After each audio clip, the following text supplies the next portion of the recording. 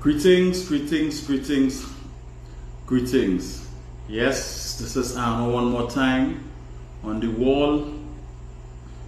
I'm going to give my lovely viewers 5 minutes or so to log on and, according to my sister, get a little popcorn, get a soda, whatever beverages of their choice to to come in and join with conversation with Arno on the wall.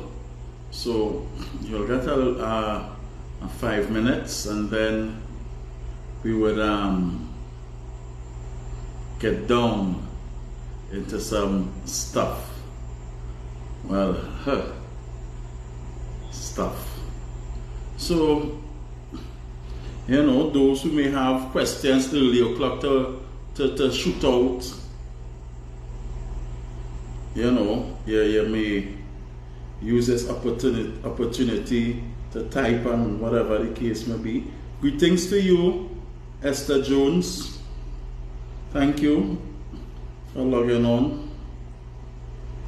So we're giving them 5 minutes to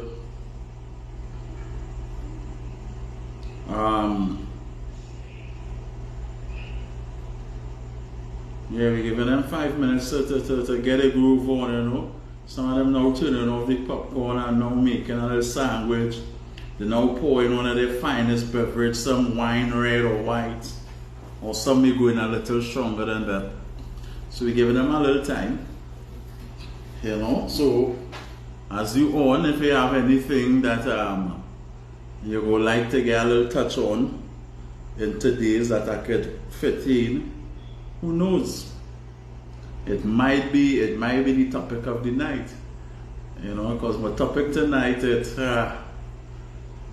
we will see how it goes. Hey, greetings to you, Betty Lou.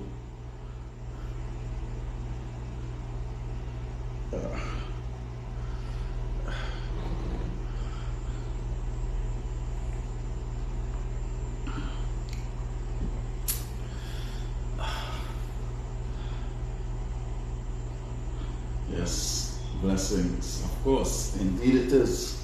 No blessings. Right, come up with one little thingy.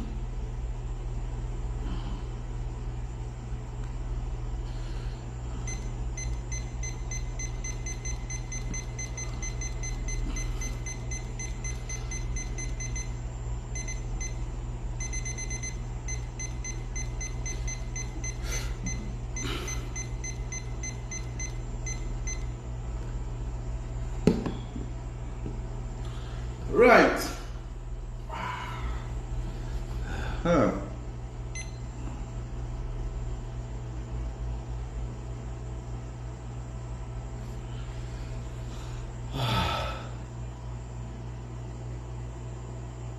Of course, I could, when they had the privilege.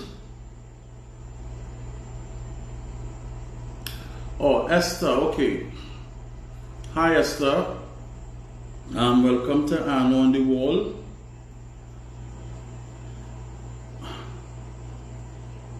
Greetings to Olantunje Zulu.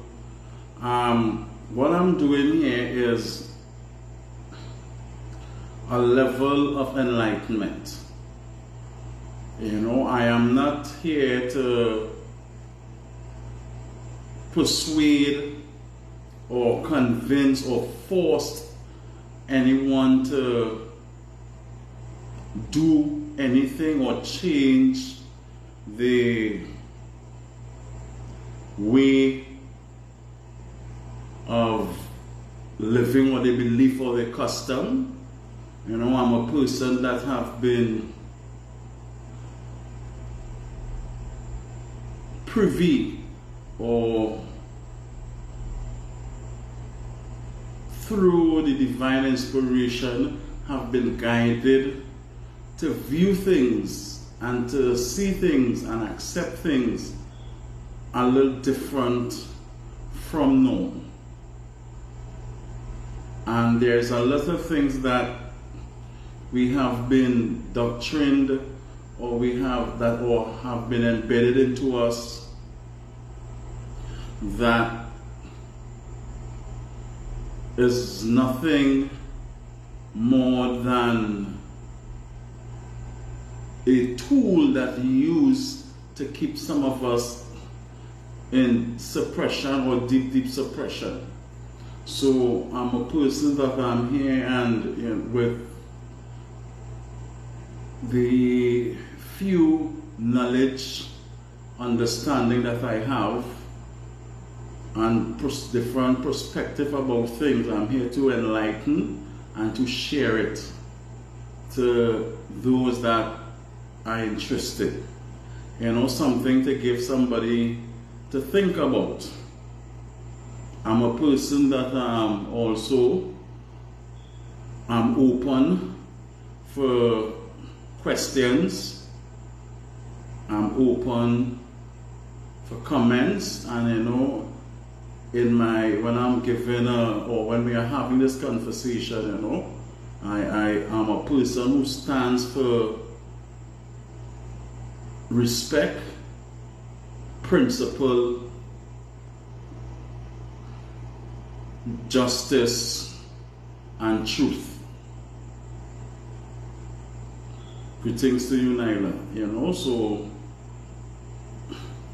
that's about me. I can be a very easy approaching person. Once one look besides my serious face, I can be approached easily. I can, you can ask me almost anything or any question, and that what I can answer, I will answer. That what should not be answered, that I would not be doing. And if there is something that I cannot answer immediately, I will get back to whoever asks the question as soon as possible. I'm a person that I'm trustworthy. I love positive vibration, and I love positive growth, and I love helping, and I love also giving as well as receiving positive and good vibration. And that is it about me in a nutshell.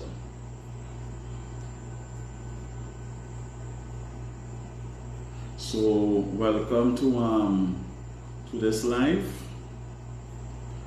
and I appreciate your presence, and thank you very much.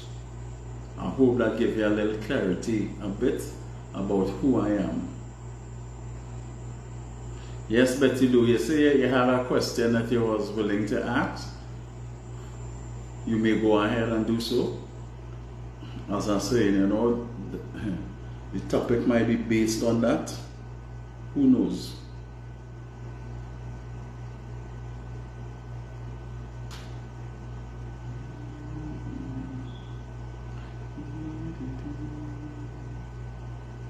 Yeah, so we're giving them a 5 minutes. We have about a minute or two or so again, and then we'll get down to conversation. When we say conversation, question, very well.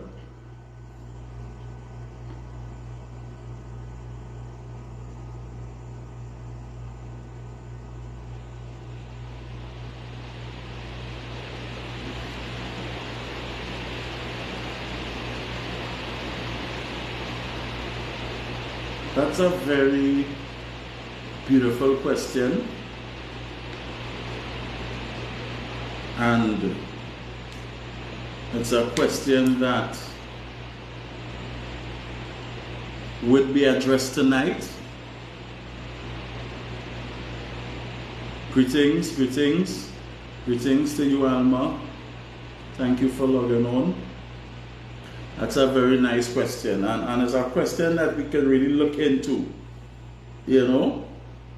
So let me get them a little time now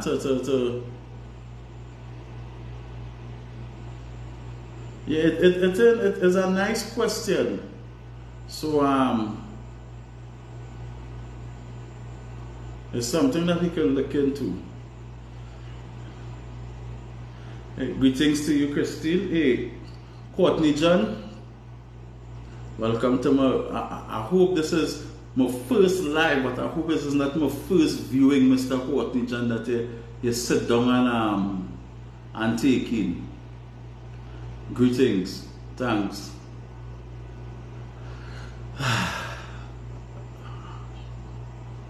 Yes. Today conversation. Yes, greetings.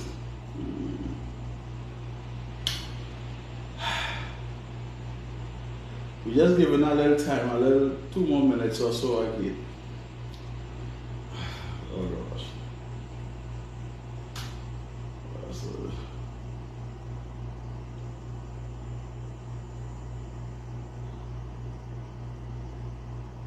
Yeah, you could throw, but you could throw what you are thinking, and we will work on that from there. It's up to you.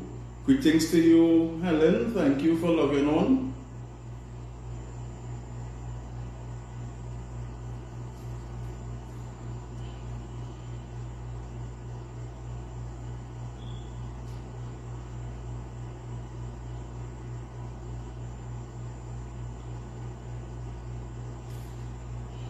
Right, so let me get on to some convo. You know, Betty Lou making jokes. She threw out her question one time. I guess she might be typing to here. Typing her point of view on the question asked. You know, she excited, but yeah, I love it when it's going like that.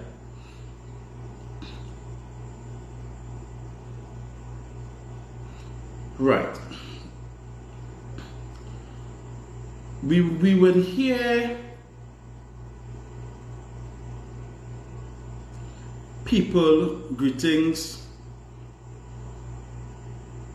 and Nika. We would hear people saying there's 2 types of people in this world, this, that, and that, that, and that, and that, and you know. There's always 2 types of people in this world. You know, and that depends on the category that some of us are speaking on. So, you know, so we would get a lot of 2 types of person. Because I, at times, according to the conversation, I will also say there are 2 types of person. Right, and so you know, so it's not that we are saying that it's only 2 types of person, but according to our conversation or what somebody is saying, you know, they will say there are 2 types of people in the world: the fast people and the slow people, the fat person or the thin personal. Greetings, Kemba. You know, so one of my 2 types of people in this world are. There are some of us who want to be the best. And there are next set of us who just want to do their best. And according to which parents that you will upbring under, right?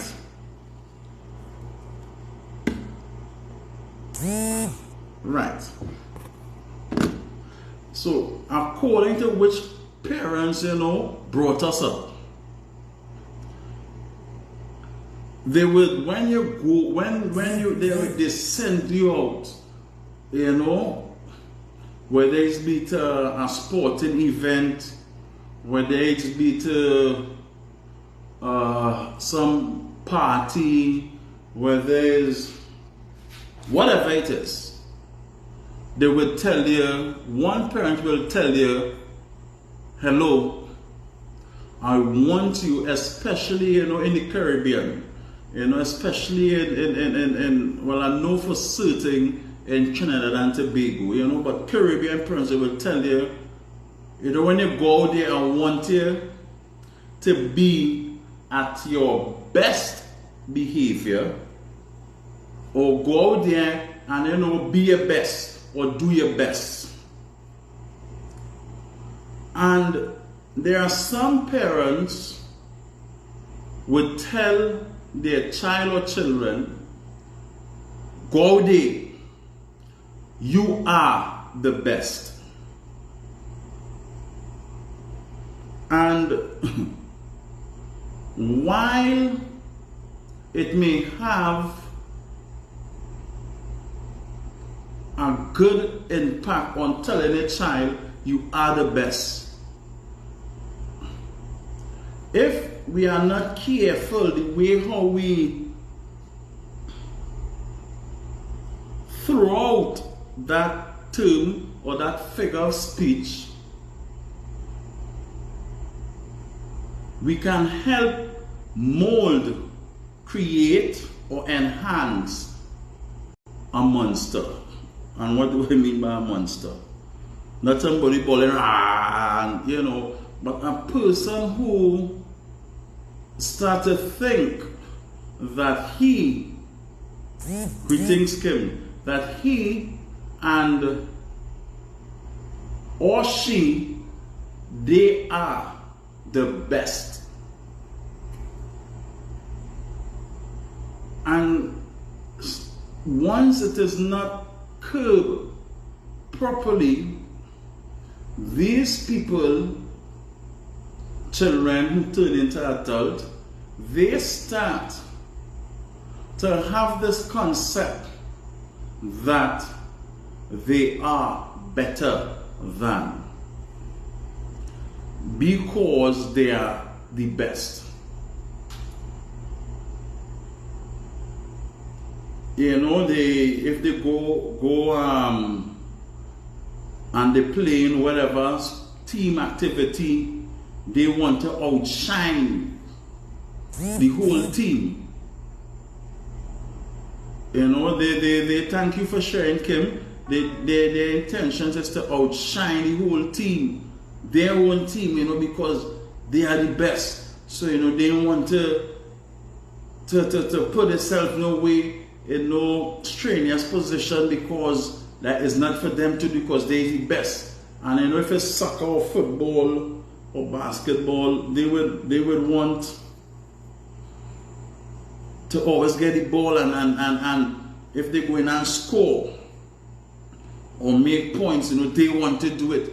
If they doing a group project, they alone want to get the highlight and they have the best speech because they are the best, you know. And so what happens, and sometimes it happens to each one of us if we are not careful, because we so focus to be the best that we lost or we loses the essence or the whole purpose why we are involved in what we are involved in. And it strays, and we start to know only for, you know, it's now the world start to go around you because everything now start to be about you. You know, so it started change from team's effort. It started change from the purpose why I'm doing this. Yes, it's to better myself, but it's also to help grow. You know, those that are around me. You know, to encourage and to motivate. You know, to have fun. You know, to operate with love and peace. You know, so we that whole dynamics and that whole aspect has changed.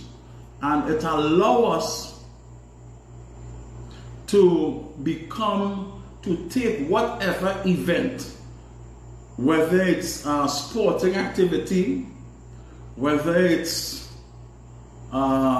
we doing an exam or school, you know, and we just try to focus on I am the best, I want to be the best, and I is the best. And you know, the whole, sometimes these activities, you know, or project, we get so caught up with it, and we start, and when we're doing something, you know, we want to do it to say it's I who do this, and it's I, you know, and we have a team. You might be working with a team, and all of a sudden, you know, you stand up in front, and I is the one, and you know, because now you pass that use the best, and everything now becomes I. Greetings to you, Bernice. Greetings. You know, and it becomes I, and we lost the whole objective of greetings, Kalita.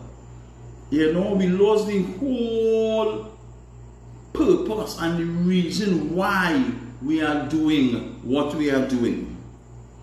You know, it had this footballer,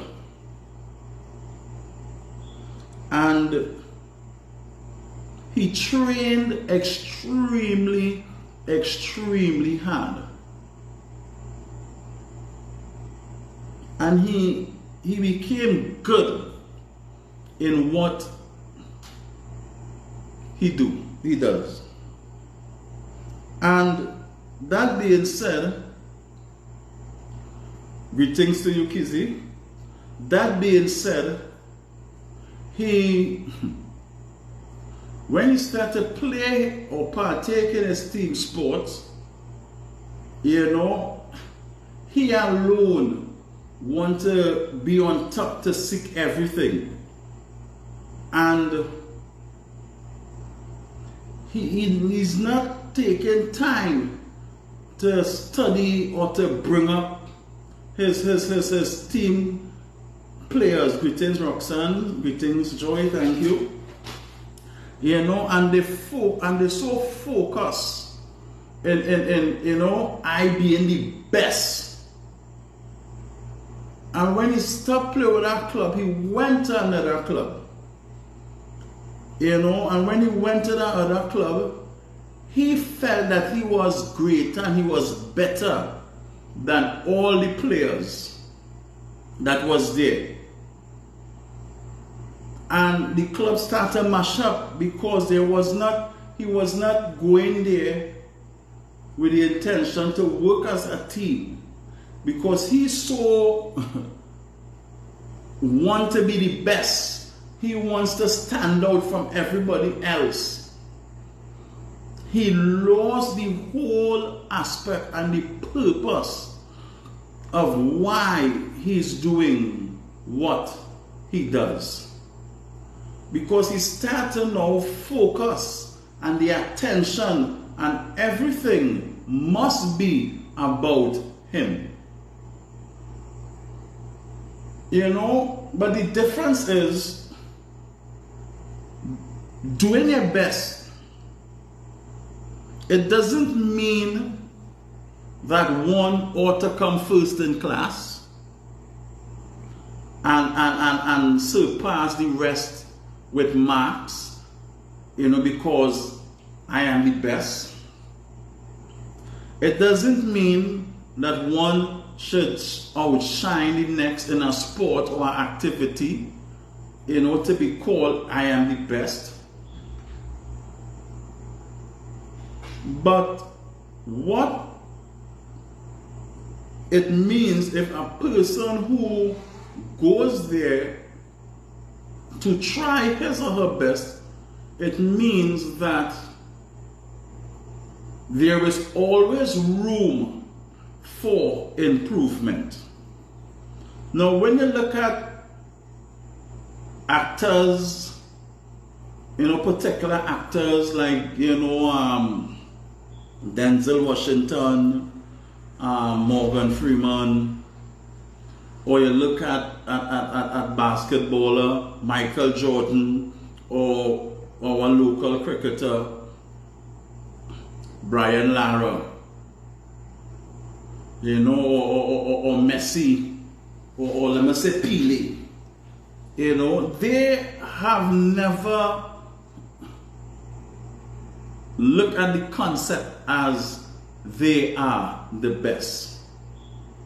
But what you would find with these people, Michael Jackson, you know, what you would find with these people when they go out there to perform, to sing, to act, to play a sport, whether it's baseball, basketball, soccer, football, cricket, you name it. And why these people will always be respected, they don't ever think, not for once, as they are the best. But what they know for sure is that they are going out there and do their best in order for the team to win. So you would find out if the team, or if they go out and it wasn't as successful as they should or should have been, they would sit down and reflect what mistake we make as a team, what I should have done to improve the team standard, instead of I am the best, so I cannot make any mistake. If they had passed the ball to me more regular, or had passed the ball to me when I called for it, we would have won, or I would have scored a goal. Or if the audience was different, or the mic man, or the cameraman, or if they give me this part, you know, our emphasis is not about throwing blame on other people because we tell ourselves we are the best. But when you're saying that I'm going to do my best and things don't work out as it should, you know, one would sit down and reflect on, greetings, Anderson. One would sit down and reflect that, I need to be at my best. And that is all a person can be, at their best. Not striving to be the best, because, when we strive to be the best, the whole aspect of why this was created, why this is being done, we lost the aspect, because we tell ourselves that we bigger than, and then everything now it start to focus on you as an individual. You start with I, and I do this, and I do this, even if it is in the standing of belittling or embarrassing other people. Greetings, Sean. Other people,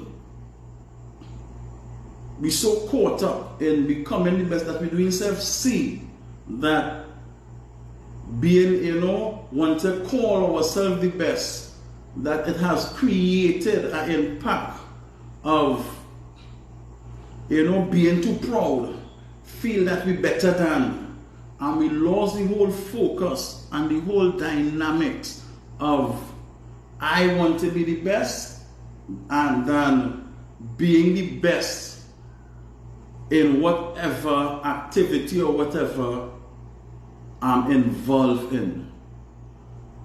Because what happens is that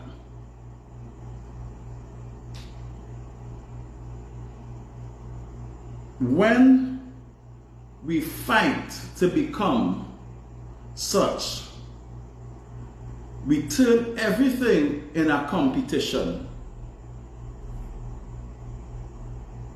And when it becomes a competition, we take away the passion and we take away the fun and the joy in it.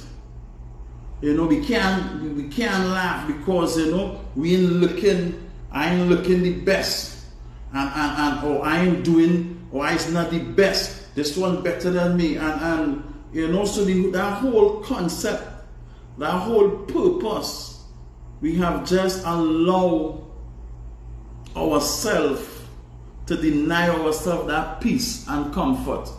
You know, when we go, you know, we want to dress the best. So we don't want to get dirty, we don't want to get wrinkled, in a party. So, you know, and somebody who just going out there to, you know, to be at their best, socialize, intermingle, dance a couple, probably drink a whatever. You know, and because this is what we lose.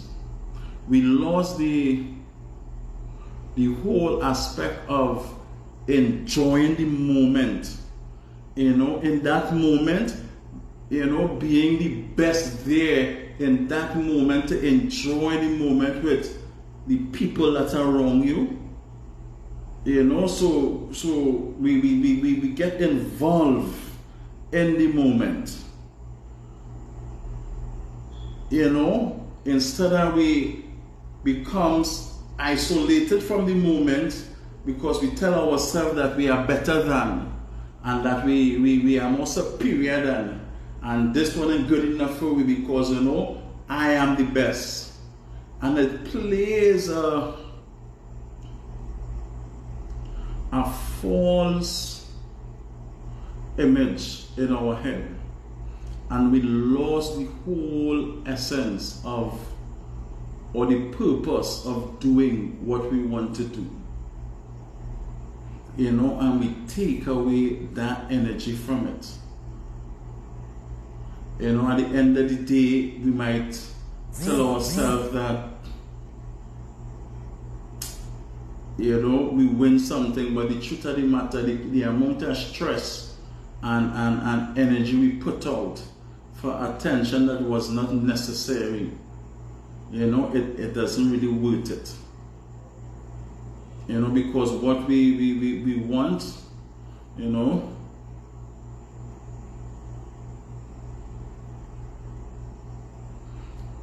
okay, yeah, so, you know, so,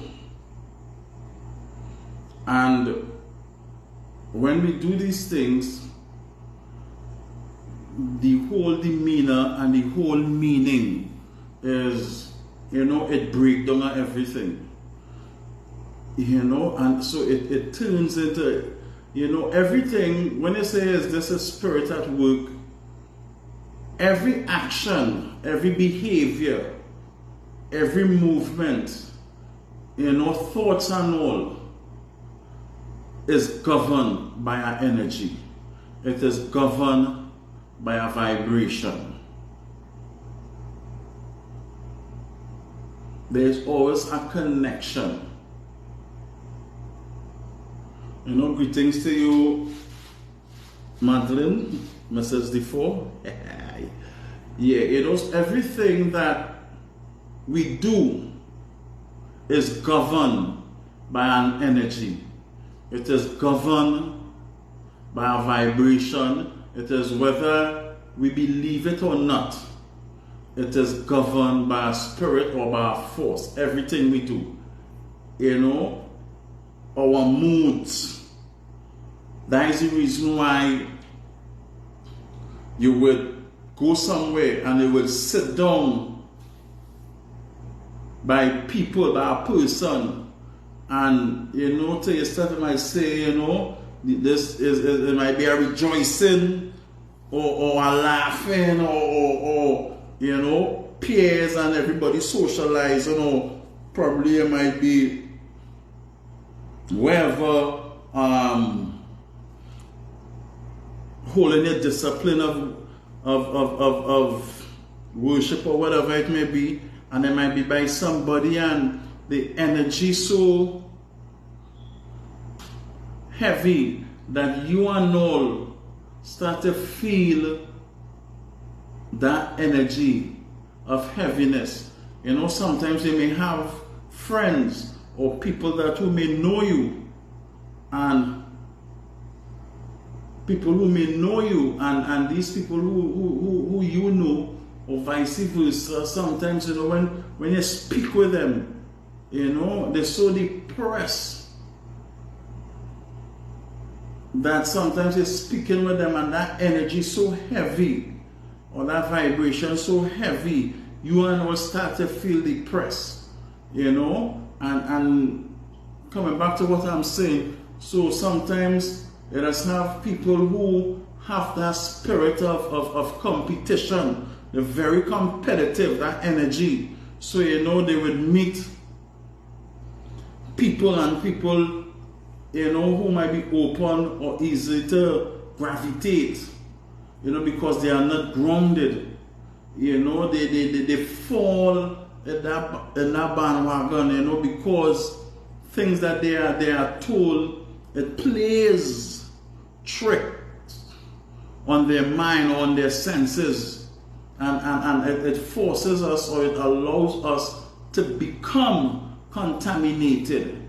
So now, you know, and this is sometimes where this sense of being vain comes in, you know, and so it always, energies always looking for a source to vibrate on, right? And their intention and their mission is to grow. So if one allow his or herself to become a victim, you know, he or she will start to carry that energy as well. And in carrying that energy, they may go wrong other people and start to carry that energy, you know. And with that energy now, you see now, it have a group or society of people, and they only focusing on being the best or being competitive, and sometimes we're so caught up in it that we cannot even see, you know, your neighbor build a 2-bedroom house, you want to build a 3-bedroom. You know, he buy a bicycle, you want to buy an aeroplane, you know, because you want to be the best. So, you know, you get caught up with that, and then now if your neighbor or your friend not focus, they might see, well, if you could buy a plane, best I buy a spaceship. And that energy start to feed on one another until it becomes so drastic, you know. You start to point fingers, and you start to compete with one another so bad, you start to use terms like, them jealous me, them want to be like me, they envy me, they, you know, because now you start to go a competition. And then sometimes you may have and I'm coming back to you, Kim. So, you know, it's a competition, and this energy going back and forth. And then now when it going back and forth and it reach to its point, it start to search now for other victims to fall in that category. So then it will run and start to talk to your neighbor or to a sibling or whoever. And you know, they know, because they go start to say, who me? I just only drinking or drink out of crystals. And poor them now will try to come to match you, because they want to you know, to be recognized as one of those who's up there. And you know, we get caught up. So now, instead of you be you and I be I, you know, that whole aspect change. So, you know, we start to compete with one another. For what? I don't know. Because it does not make us a better person. You know, we start to carry hatred in our hearts, you know, because we competing, and we start to become deceitful. We start to become a little arrogant and agitated, you know, and then we start to show off, and you know, and what does it worth? It worth nothing, you know, because we allow ourselves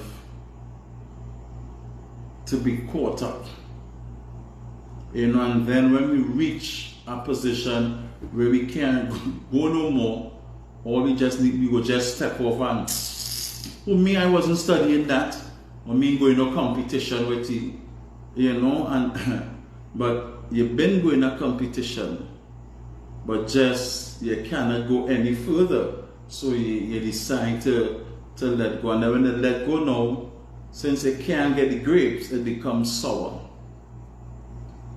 So now, man, back to you, Kim, man must know and understand who they are. Man, and how do I know and understand who I am? By one, being truthful to yourself.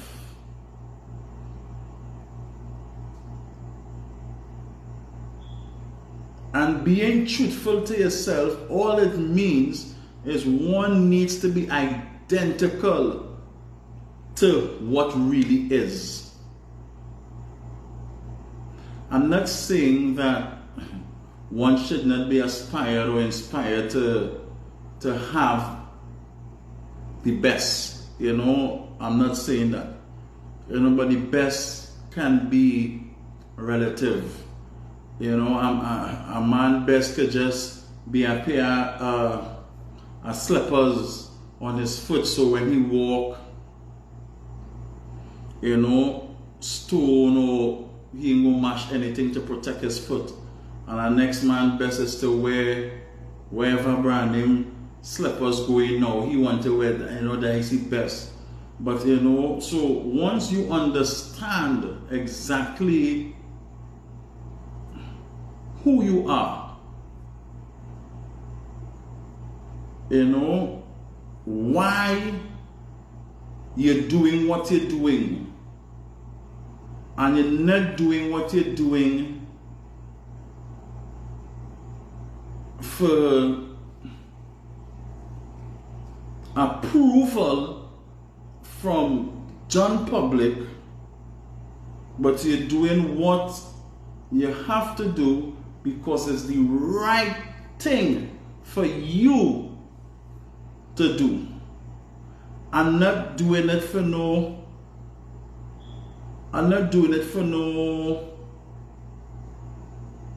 attention or favoritism or to be called, but you're doing it because, you know, this is what I truly feel comfortable with.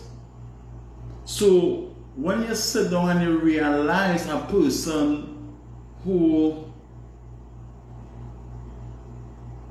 want to be called or identify as the best or called the best, you know, sometimes when you speak to this person, they say, well, me, I'm not the best, but when you look at the behavior and the mannerism, it indicates quite the opposite. They want it.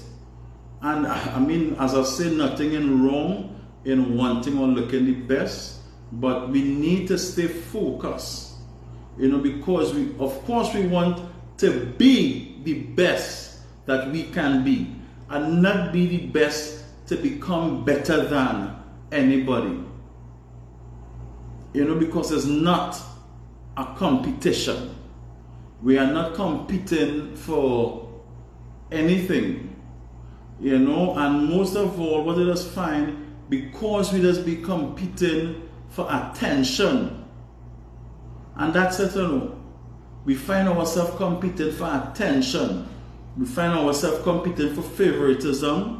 You know, just on Facebook, we find ourselves competing, not when some of us find ourselves competing for likes, you know, and prefer and rather and all these kind of things. that we lost that focus, you know, and we allow that energy to come and contaminate us and carry us down a playing field that, you know, it have no sense of profiting. But we get so caught up with it because we're looking for approval, right? And once you cannot find approval within yourself, then don't care where you go,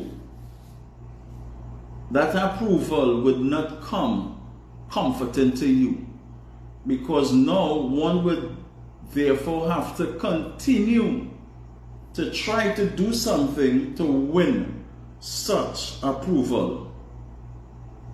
You know, so now he started to compete. He started to compete with his or her own self, trying to win someone's approval.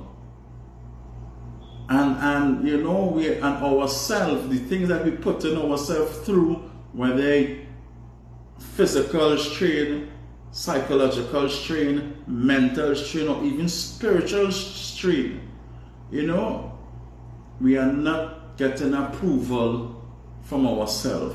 So at times we start to look unhappy. You see people, they're going all over the place.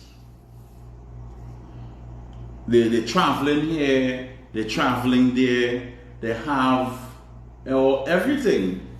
And when you look at their face, you can't find happiness, because they're so focused in being better than, or being the best, or trying to be, you know, if not equal to what they would classify as the best, that it consumes from them a lot of energy, you know, and they end up putting their self under tremendous strain and pressure and guilt, you know, and now the whole demeanor and everything change, and they lost essence. And sometimes we go a stage that there is no return. You know, there is a particular artist who, you know, who has done that, who was a beautiful creation made by God, and wanted to have the best nose, the best cheeks, the best lip, the best this, the best that, until she looked everything other than a human.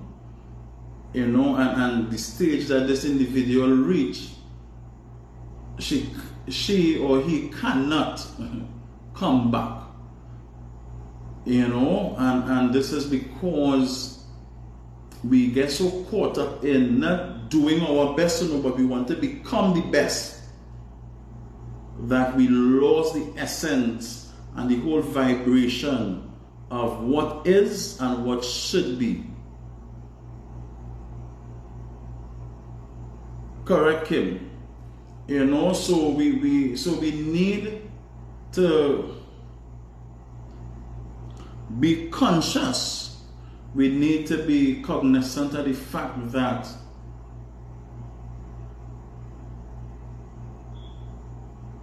where I'm at, if I'm called to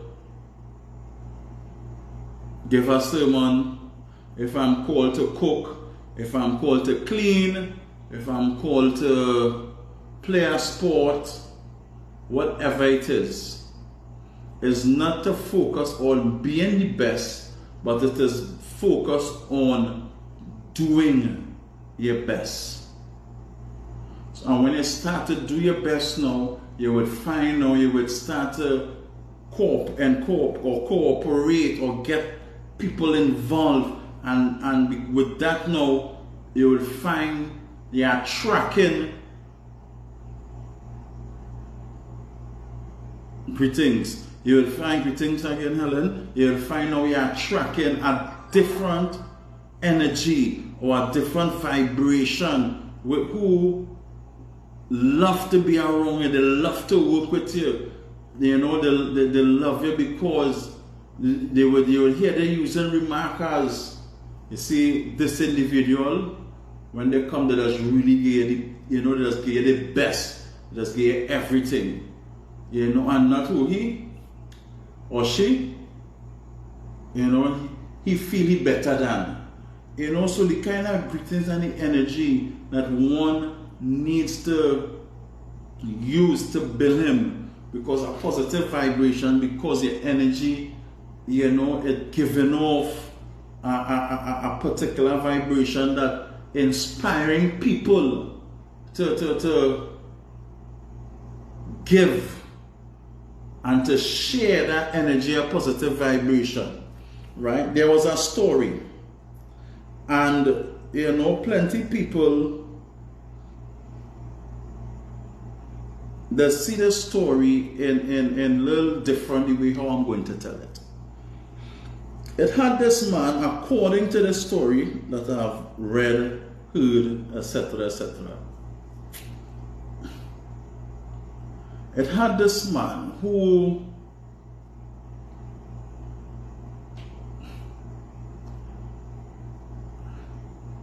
have some people following him, and you know, he used to, every now and then he would stop and turn around and you know, address the people and tell them something, you know, very inspirational to them, and was motivating and all these kind of things. So one of these days he was there, and you know, he started to talk just like how I'm speaking here, and you know, he started to impact certain things to these people and things, and before he knew it, you know, plenty people came. If you see people, plenty people came, and when they came now, you know, he started talking, blah, blah, blah, blah, blah, blah, blah, blah, blah. And time started to wax away. Well, time waxing away, so it had all sorts of people there. It had the healthy, it had the sick, it had the not so sick, it had the, you know. So, you know, people start to feel a little hungry and you know, they want thing to eat. Now, this person, he never professes to be the best. He never. You know, but wherever he goes, he do his best.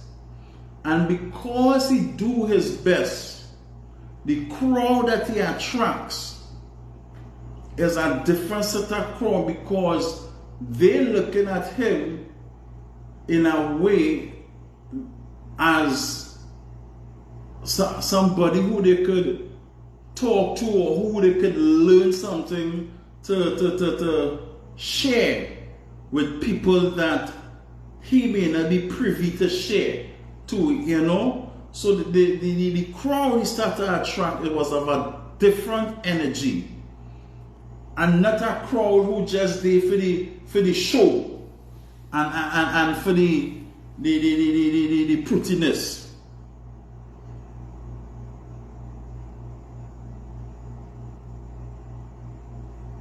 Right? And correct is, you know, and that's basic physics. Every action, you know, and you're correct.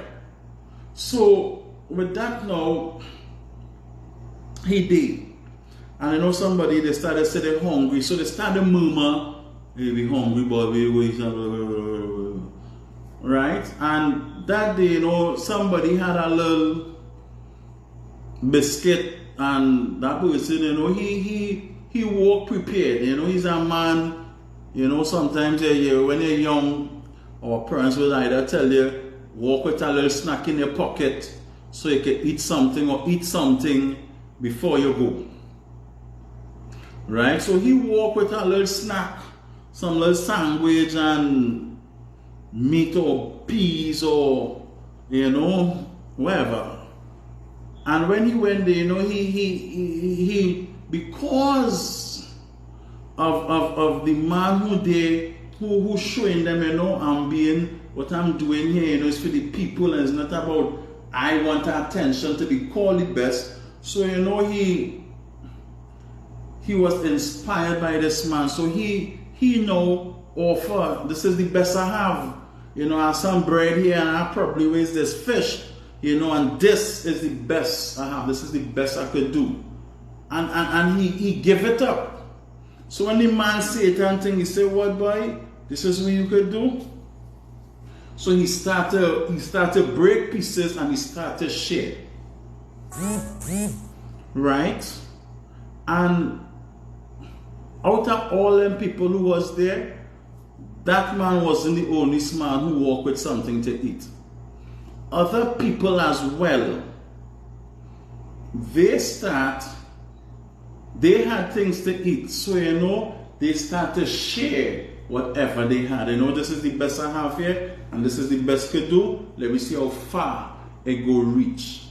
And this whole sharing thing, it start. Yes, when the story was told, they tell us because the energy was so pure, and the man just did it best. It shared throughout, and that would have inspired other people to share what they have. So the whole gathering was fed, and this is what it is about. So by you being the best that you can be in that space or in whatever you're doing, you give out a particular energy, and there are people who sees this and would love your vibration, love your energy, and they also would be motivated to do the same, because there's an energy once your heart open for goodness and you understand what is your purpose and your reason, it starts to spread, throughout, and that energy is manifested. Likewise, it can work in a different, in the opposite way, right? Everybody hungry, time wasting. They get him man because he's the best, and he could have sat down and eat all what he can eat, and then give them the rest, and whatever happened after. But I had to eat first because I is the best, and I'm not starving, etc., etc., etc. So what I'm saying is that we as a people, we need to stop just focusing on I want to be the best, and come in terms that wherever we are, in what position in life that may embrace us, we must be at our best. We must be at our best. So when we start to be at our best, there and then we would be able to share a love that is a love that is beyond all and every understanding, because we are not trying to be the best, but we want to do our best, to motivate. So once you want to do your best, you will find out your whole aim, your whole objective would be of a whole different nature, and these are the things that we need to focus on. We need to stop become competitive, because when we want to become competitive, we lose the whole point of being involved, why we're involved in what we're involved in, or what the nature of what have been created for we to be a part of, we take away that full essence. You know, so these are the things that we need to be cognizant of. Not about becoming the best or better than, but doing our best in everything that we do that could lighten a positive vibration. You know, as Kizzy well indicated, you know, so that physics that we speak about, every action, you know, equals an opposite reaction. You know, equal or opposite reaction. This is the vibration we want to. So once you find you're in a place and you start to do things for the likeness and to please other people, you know, it's because we're starting to fall in that category to be identified as I am the best or I is the best, you know, and we lose the whole aspect of everything, you know. In addition to that, I'm going to jump a little because a question was asked earlier on. And the question that was asked was from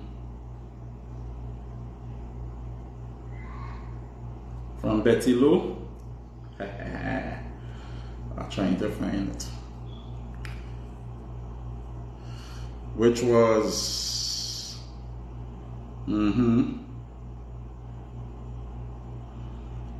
right. People, her question was a question about people dressing in specific attire when they are partaking or attending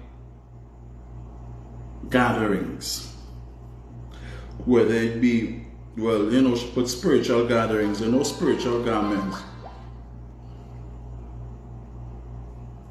You know, what are my thoughts on that? You know, if I think that person should wear, you know, if according to what discipline of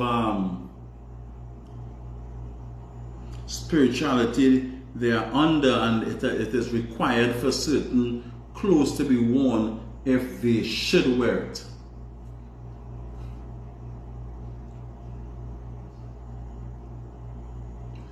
Very good question. I stop and I pause at that because it's a very, very interesting conversation.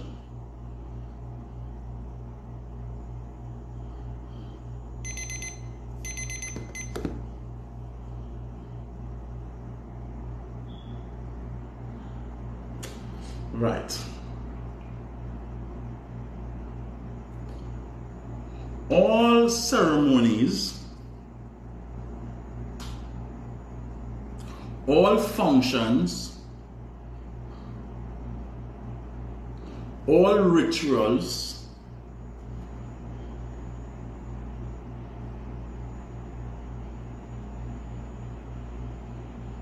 gathering, discipline, there are certain dress codes that are required. All.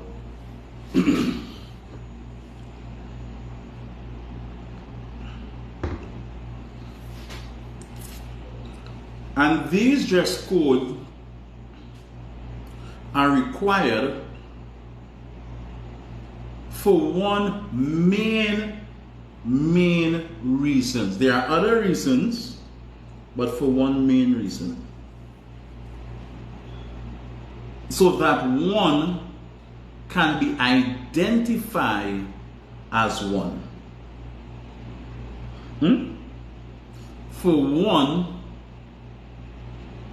to be identified as a person who goes to a Pentecost or Open Bible or Jehovah's Witness or under the spiritual umbrella, a Hindu or a Buddhist or Baptist or whatever circle, Orisha, whoever, right? Taoism, whatever. So one will be given clothes or clothing to wear so that they can be recognized as one of us, or they can be identified as somebody of such nature.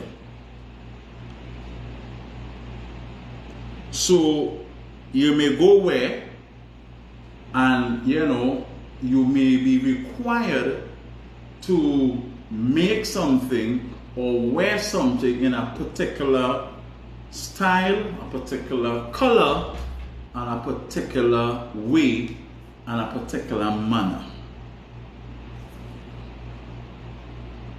And all of these things are done for particular reasons and purposes.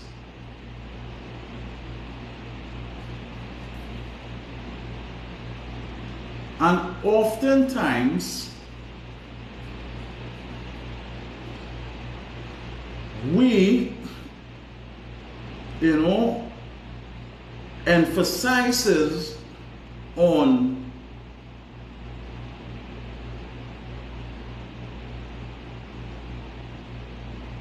things that are not as relevant as we want to make them to be. And again, sometimes we lost the whole aspect or the whole nature of the purpose of these things. And some of us are under the belief, or we are under the teaching, that once one is going to a gathering, he or she should wear a particular type of clothing. There are some people, under the line of being a spiritual Baptist or something like that. Some people believe that any gathering going that is spiritual, you should wear, the necessary requirement for such. And some people wears it all over the place. And sometimes, we lost the value and the whole aspect of why we wearing these clothes. And no, there's a time and a place and a purpose for everything that is under the sun. And there are some times that one may be invited to a gathering,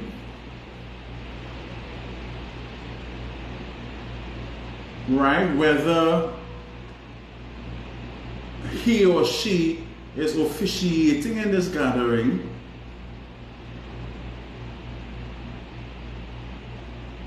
and they truly focus on dressing up the part and not focusing on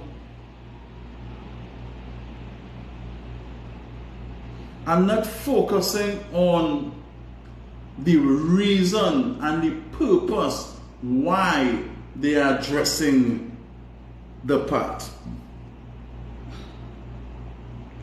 So some of us may hear, we go in the spiritual gathering and they run to buy particular clothes to dress up in this kind of way, and lose the whole essence and the whole purpose. Why? You know, and sometimes, you know, we dress in these garments, and people, you see people now with these garments, they're all over the place with it, with no respect and no honor with these clothes on. And so you just take away the whole value of the clothes. So it just being cloth, pretty cloth or colored cloth you're putting on. You know? And these are the things that we just get a little carried away with.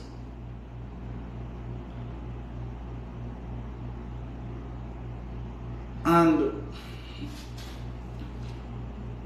one may be invited to a ceremony or a gathering, spiritual or a service, and he or she may not attire his or herself in a particular clothing that is required for such. And at times some people, they look at them and they frown at them. You know, because in their belief, they think that you should wear it all times. But that is just totally on the individual.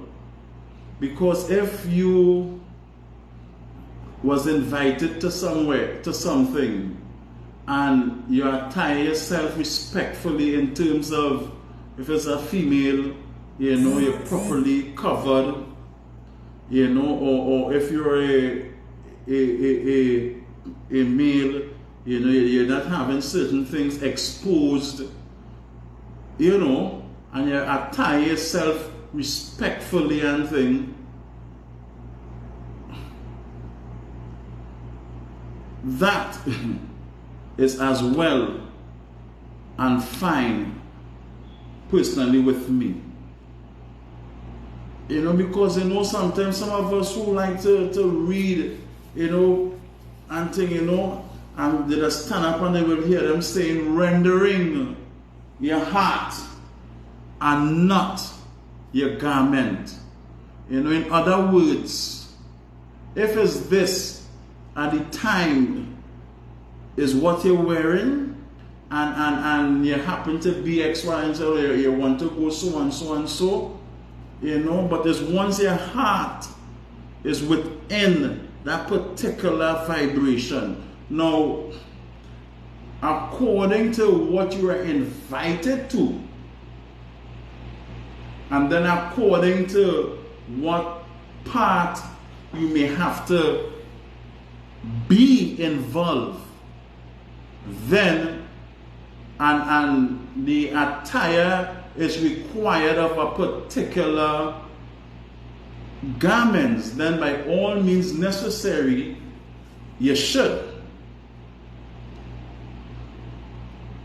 You know, but plenty times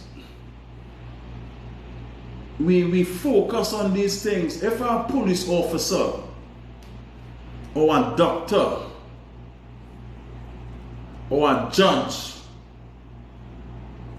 or a scientist is not clothed in their uniform or their practice, does that make them not a doctor or not a judge or not a lawyer or a scientist? No, it doesn't. And this is what we need to understand. Not because you are not wearing or you're not attiring yourself in a particular discipline, it doesn't mean that you are not a spiritual person. It doesn't mean that you don't share the same discipline with your brethren or your sisters. It doesn't mean that. It doesn't take away those qualities from you. It doesn't. While these garments, as I say, it gives you a certain level of identity, and when we wear, these garments or these clothing, we are expected now, because we have been identified as. So now our mannerism and our behavior and our manifestation ought to be shown equally match the clothing that we are wearing. And oftentimes you would go somewhere and you would see people, attire themselves fully, and you would observe the whole mannerism. You would observe, the behavior, the way how they carry about themselves. It is extremely disgraceful. But they are fully attired. And we miss the whole concept. Because whatever clothes we wear to represent whatever discipline, we becomes ambassador of such. Which means that there's a time there and then we ought to behave in a particular way, because we have been identified as such. But it does not make us more or less spiritual, or more acceptor, or more believer, or more follower than a person who doesn't wear it. Sometimes we as people, what pays us well and fine is if we mind our own business, because it doesn't concern, or it doesn't really matter to us. Somebody may be in a gathering, and somebody may not attire themselves properly, and things can happen, and skirts or whatever might raise up, and all these kind of things. So you as an individual, you must be mindful of where you're going, how you're attiring yourself, and ask yourself the question, is it appropriate for the occasion in which I'm about to attend, or I'm attending? And once one feels comfortable, right, and then now certain houses or certain gathering would require your appearance to be a particular way, and it boils down to respect. You respect the nature of the house, or the home, or the whatever you want to call it, and you respect yourself and other people. Sometimes I might see somebody have on something that is not recognized as what you would consider to be spiritual clothing, but sometimes we need to let that go and clothe ourselves with the spirit of righteousness, with the spirit of truth, with the spirit of love. These are the things we need to focus and clothing ourselves with first.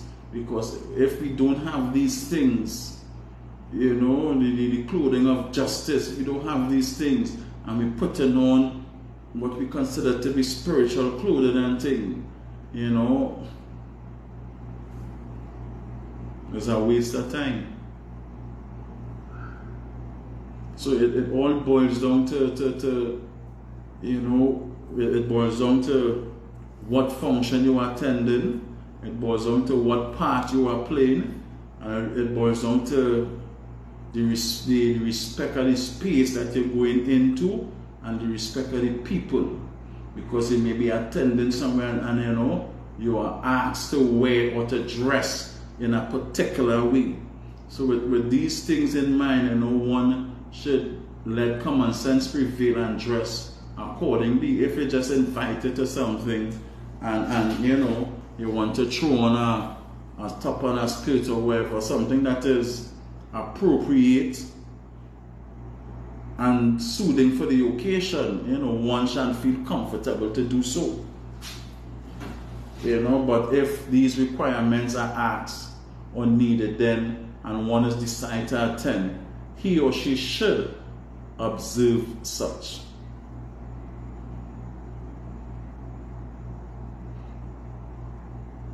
I hope that answers your question, Betty Lou.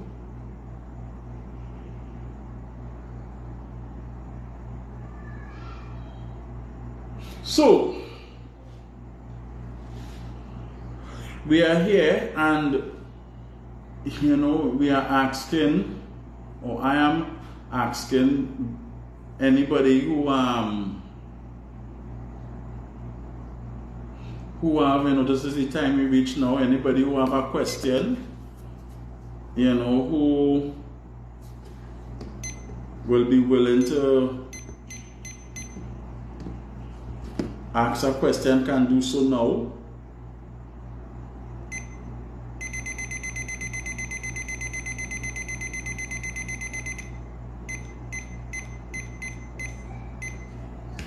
You know, so I want to extend my thanks to all those that who have found it possible to make tonight a success. I don't know what is sort of kind of, you know, and I appreciate your energy and vibration, and I want us to be the better tomorrow than we are today.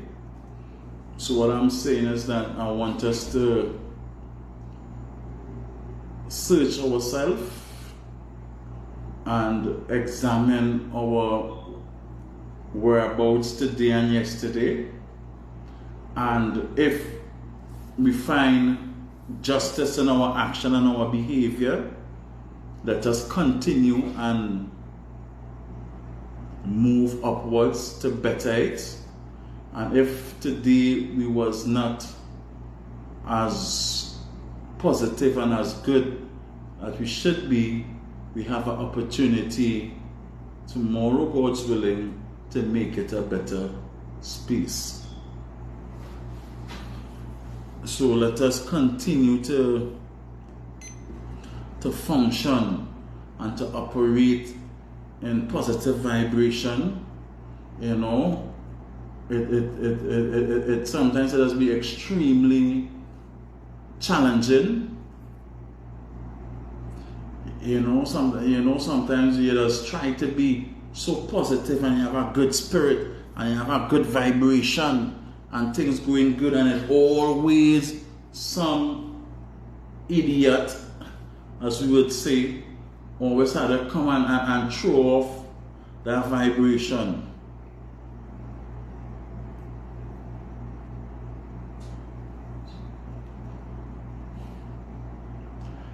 Kim, you asked me some hard questions, right?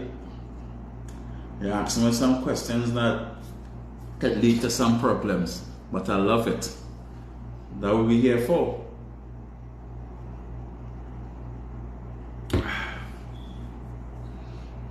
What are some items that attracts positive energy that can be placed in or around the house? The first thing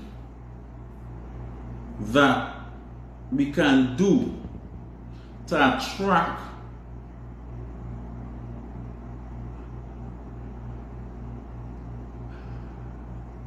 the first thing that we need to do to attract positive energy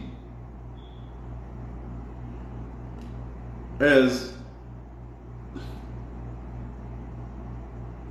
we need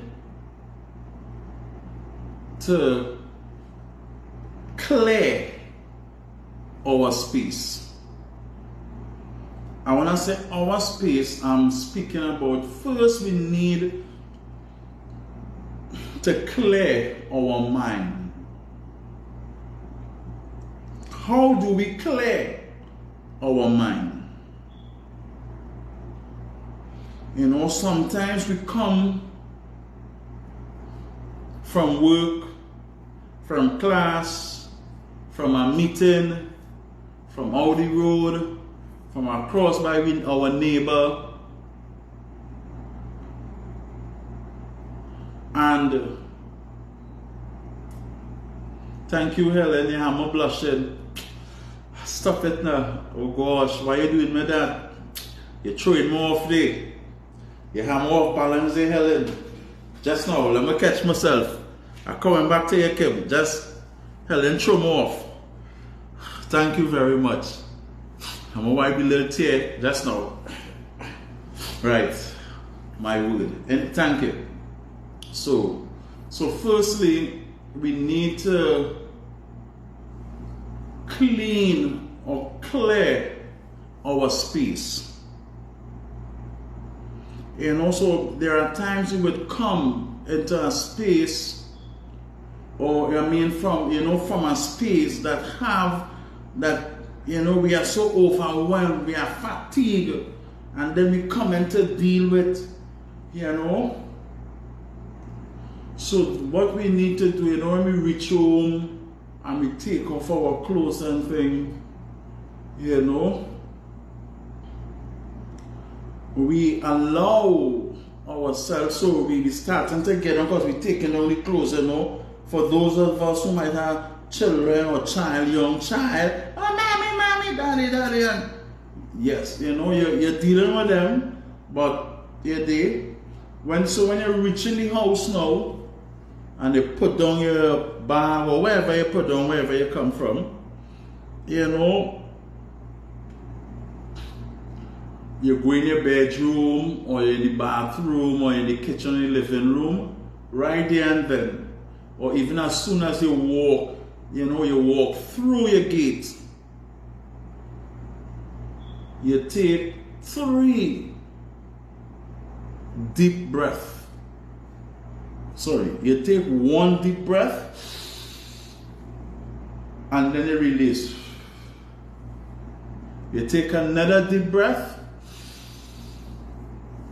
and then you release. You take the 3rd deep breath, and you hold it.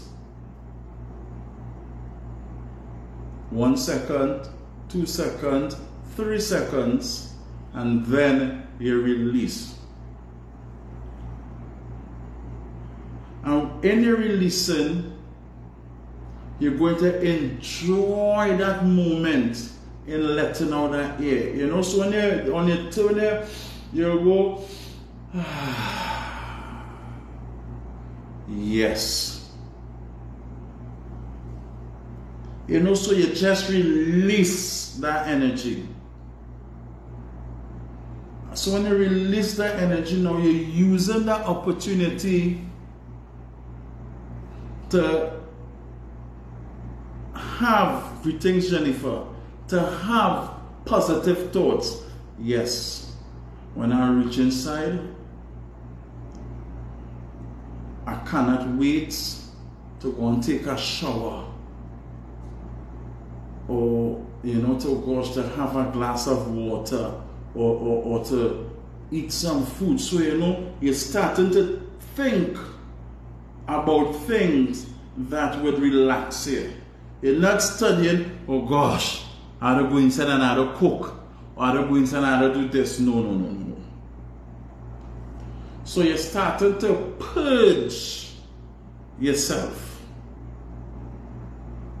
So that's the first thing. So, you know, so do yourself wait until you come in your house. From the time you open your gate or you jump out of your car, you take that moment and you take these breaths and you release them. And then now you start to think, yes, I'll go and take a nice hot or cold shower, or have a nice glass of wine, or eat something. I just want to lie down. And you know, so you start to think about these things. Thank you, Joy. So you know, so when you're thinking about these things now, you're releasing. So you're not thinking about this person getting on your nerves, this happened, that happened. You're just you're focusing now. You can't wait to go and take a nice shower. So within you walking in the house and that shower, they would have things that you may have to do.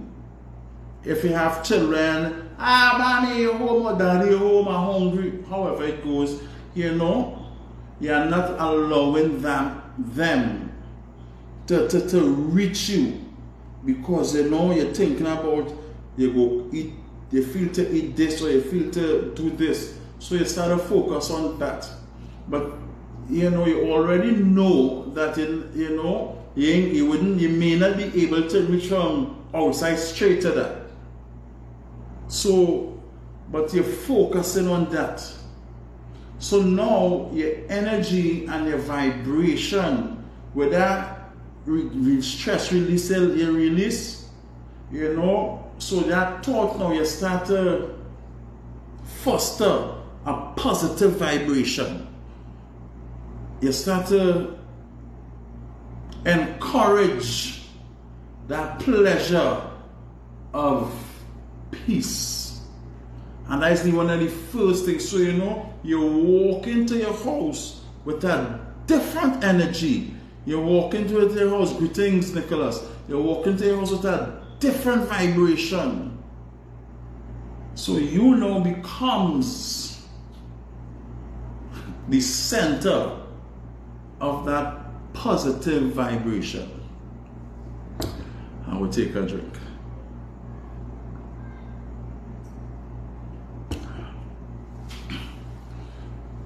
And then if one wishes for that flow of positive vibration, one can get a bowl. You know, a glass bowl,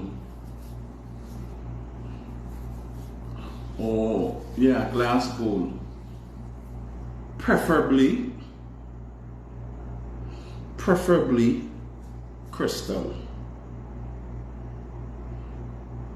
And with that glass bowl, whether it's on your table, on your counter, somewhere that is safe, and you fill it with water. That's okay, B. Better late than never. You know, and you fill it with water. Clean water, that is. You know, and that also helps generate, and that also will absorb a lot of negative vibration and negative energy. You understand what I'm saying? And it starts from there. You know, so you have that there, so you just have that there in the house. So you know, all impurities, because water is known, can be used as a cleanser. You know, even and crystals is something that it's so mystical that, you know, it also it controls, or it pulls particular vibration and energies. And I know with the water it can become trapped into that. So you know, you always find that energy there. and you have that there, you know. So every time you think or you're feeling a little challenged with a particular vibration, you look at a bowl of water, you know, it would therefore create reflection in a mirror. And you know, water also is a thing that is known to bring a great level of tranquility. So you know, sometimes you stand up and you look at the water, you know, and a certain sense of calmness and peace, tranquility with come over you, you know, and from there it will start. You start, you know. For those of you who believe in burning incense, you know, whether it be frankincense or stone incense or myrrh, you know, or a little oil, some kind of aroma to create an energy or vibration in which one would love to generate on and one comfortable with. You know, but it needs to start with you. Because if you cannot find that time to find that peace, and you cannot air out that energy, don't care what you do in your house, nothing is going to happen. So by you operating in that manner, it will enhance the little glass with water, the crystal bowl with water, or even if you have a glass and you put a glass on top of your counter with water, just water, you know, because the stillness of the water in the glass it can also represent peace and quiet, you know, so it attracts that vibration. So with that little piece, I pray that you reach some level of understanding. If you don't, or anyone don't, you can please state. Are you going? Kim, you're going? Okay. So I'll take a drink for that.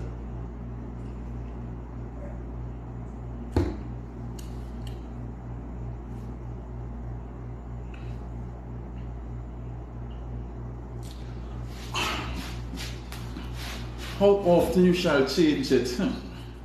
Kemi, it all depends on two things. It depends on your vibration. When I say your vibration, how you feel. And it also depends when you find the water look like it have been contaminated. You know, some people will change it every day. Some may change it every other day. Some may have it in a spot and they will change it maybe once a week. Or some of them might just have it there and it dry up and the glass turn brittle, and then they might remember, oh, and they might change it.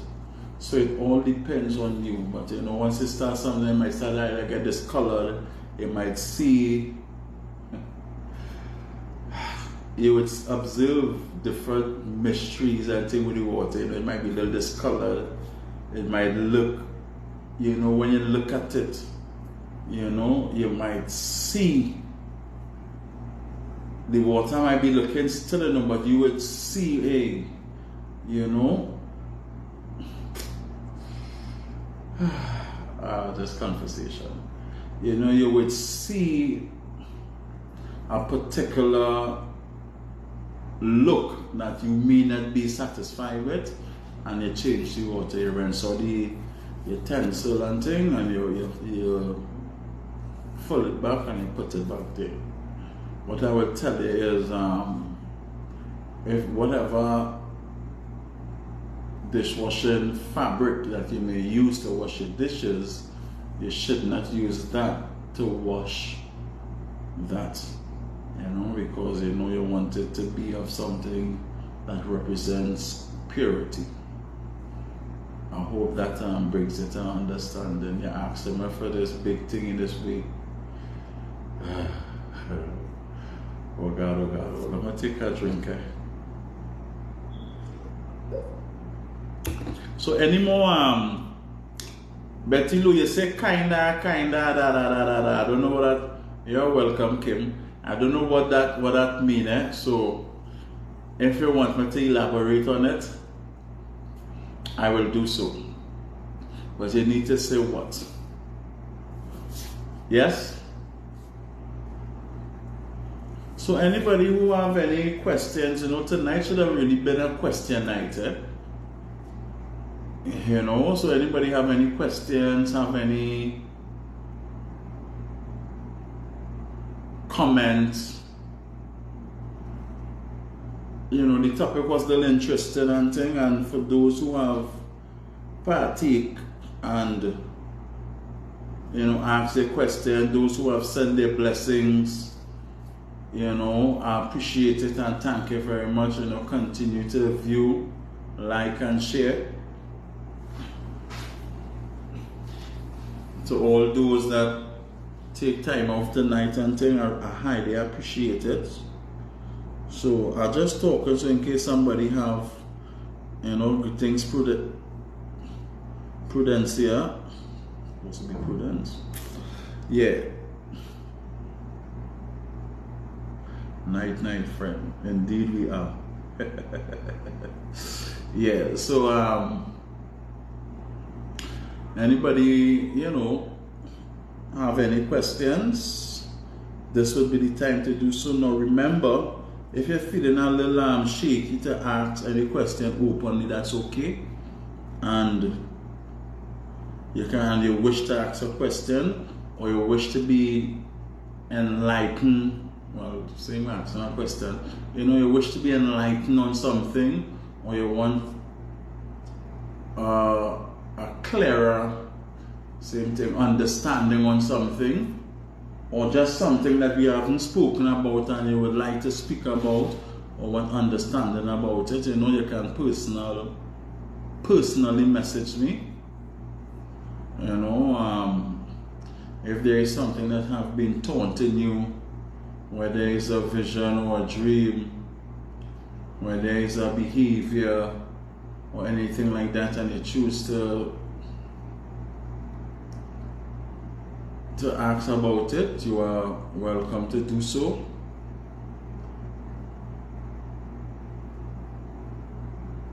And according to what it is, it might be done privately. When I see what the question is, we will make a decision, or I will make a decision. And if those who ask a question while I log off and thing and I see it, I will answer it as soon as possible. So thank you again for all those who have joined the live for the first time.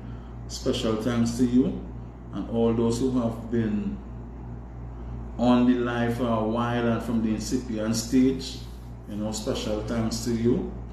Anybody who have a topic as well that they would like me to talk about, can put it in.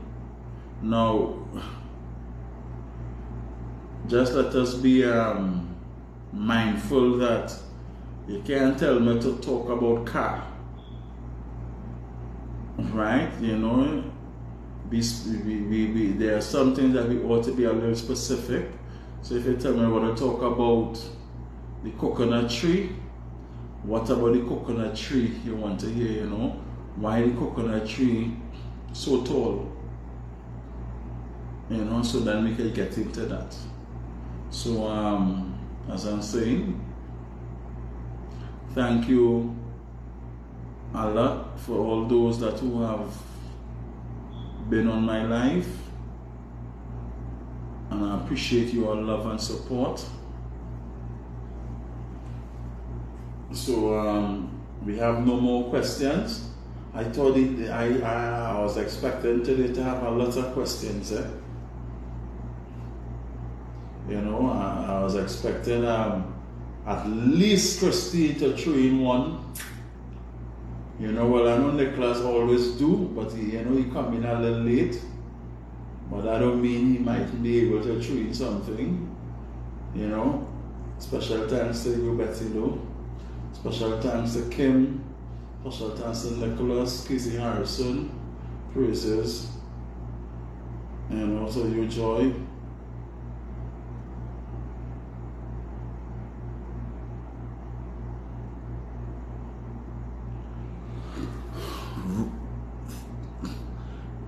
Helen, you're such a doo-doo darling, cuckoo puncher, my dear. Thank you very much. But when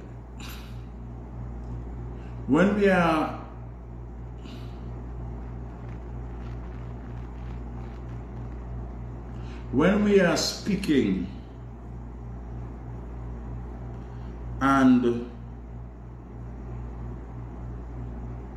we are asking for something,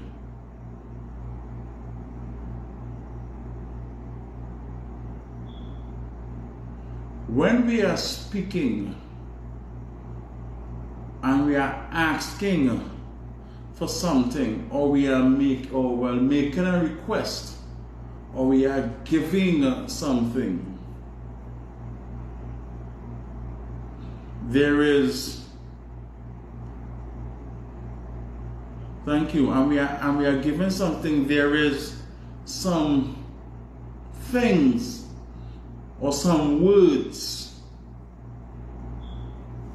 we ought to remove out of our vocabulary.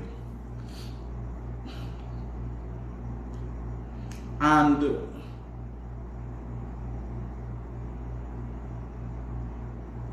there are times that we use words because we have used these words so regular. You know, we were indirectly trained to use these words, that by using 1 or 2 or 3 of these words in sentences, at times, no fault of the people and them who are using the words, it's just sometimes we lack understanding and we use words and terms that contradicts what the real message is. And while it may appear to be ignored or small thing, or that's how we just talk, when we speak, it goes out there into the universe and it formulates into an action or into a manifestation. And we are not aware, and I'm positively sure we are not aware, because it becomes so natural to us that we operate in that manner because we are ignorant to the fact that what we are, because deep in our heart, we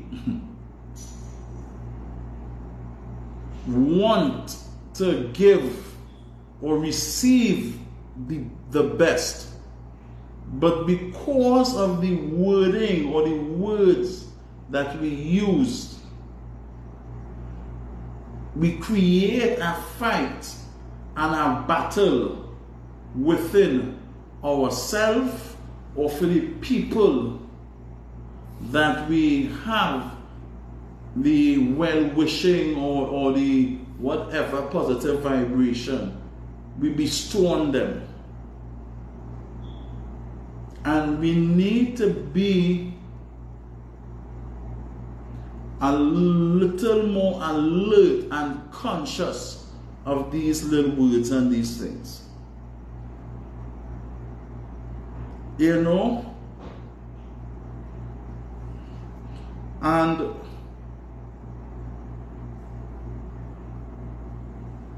so it's either we speaking it, it's either we speaking it into existence or we are not. For example, today is John Doe's birthday. So I see John Doe, or I'm going to send a message to John Doe.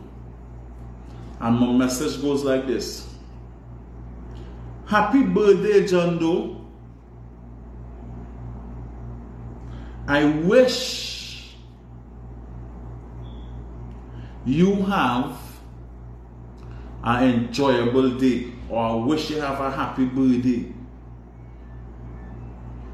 So I wanted to have a happy birthday, but I'm really sure, so I'm wishing it. When we ought to be saying, hey, happy birthday, John Doe, have an enjoyable birthday. Even though if you say, I pray that you get your heart desire, or I pray you get whatever you want.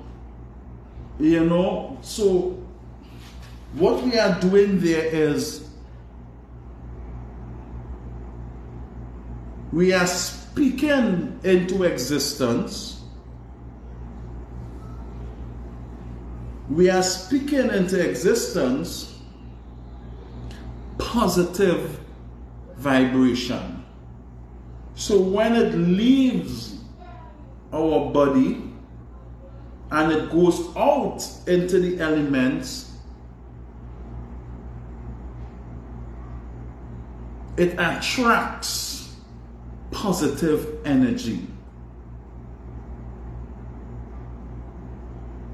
So when we do things like that, and once the person who have reached that level of understanding, and you speak to that person the words of existence, the power, he or she therefore receive that energy in the fullness and the truth of it. So you know, there is words like believe. You know, believe is a word that attracts doubt. For a person who have been serving God for 3 months straight, 2 months straight, or a month straight, you know, he or she should surpasses the stage. Let me say 6 months. He or she should surpasses the stage of believing in God. You know, if somebody asks you,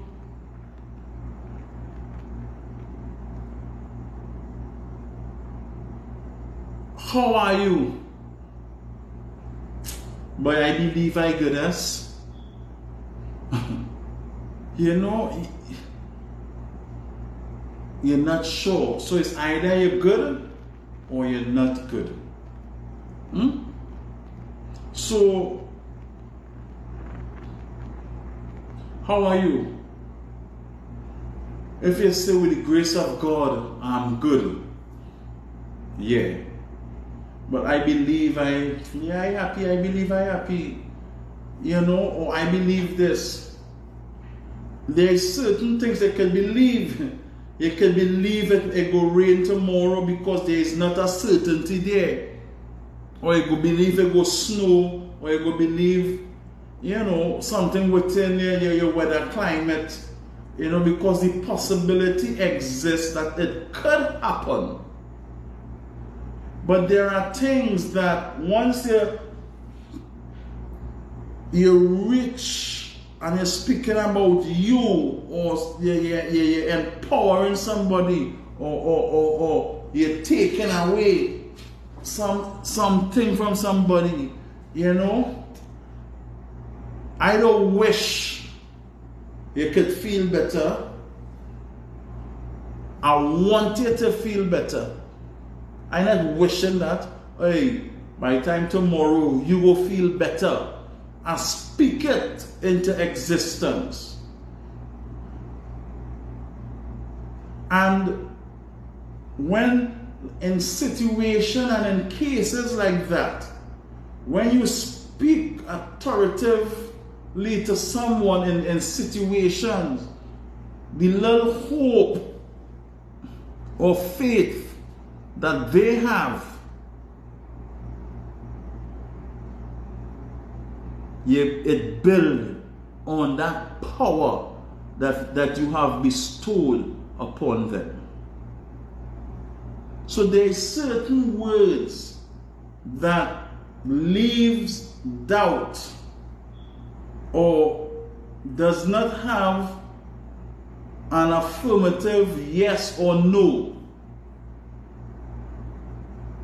Is words that we must, or we should eliminate from our vocabulary once we are having conversation of growth, once we are having conversation of healing, once we are having conversation of blessings, we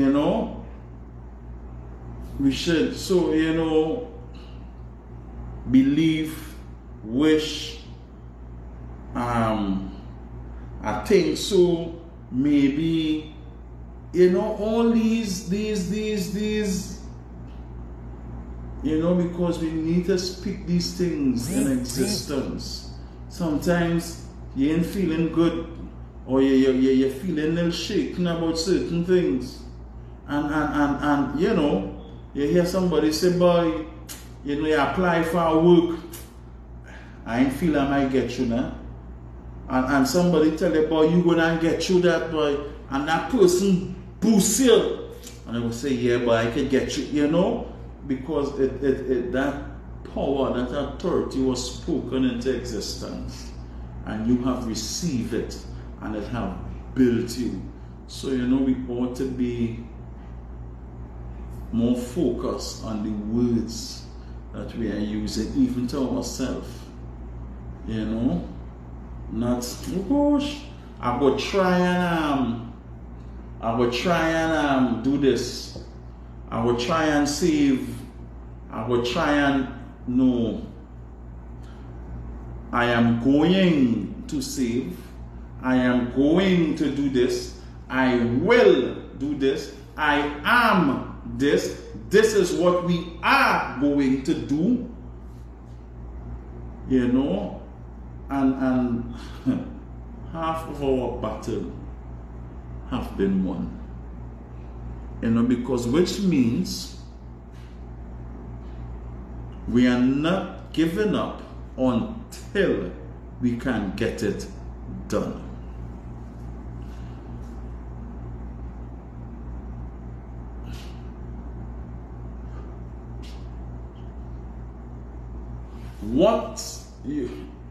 What would you like to know about conscious manifestation? Now,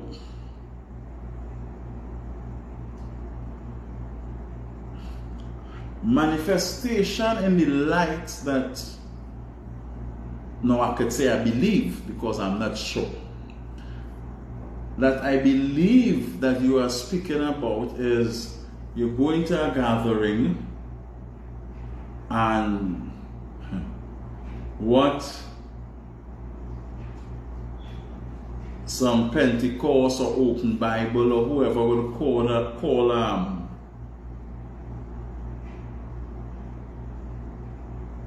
you have been touched by the Spirit,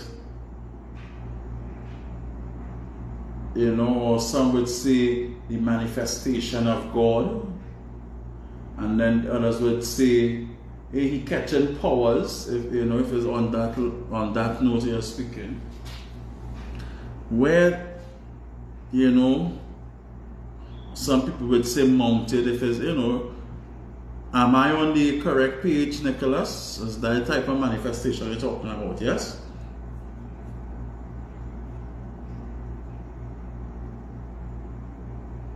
Good. So Nicholas asked a question. I guess he's not there. Well, okay, so Nicholas, he in there, he asked a question, he in there, so I want to get clarity on how to swim, but he didn't answer me. So I don't know if anybody who wishes to capitalize on that question asks, and if it's in that manner, they would like explanation on, you know, let me know so we could I could address it before I said say me give my thanks.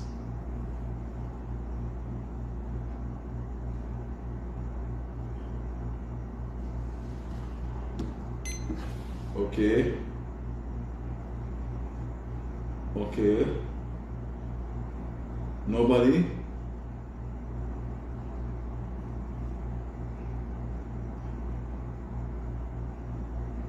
Nobody. Nobody once. Nobody twice. Nobody 3 times. Well, okay.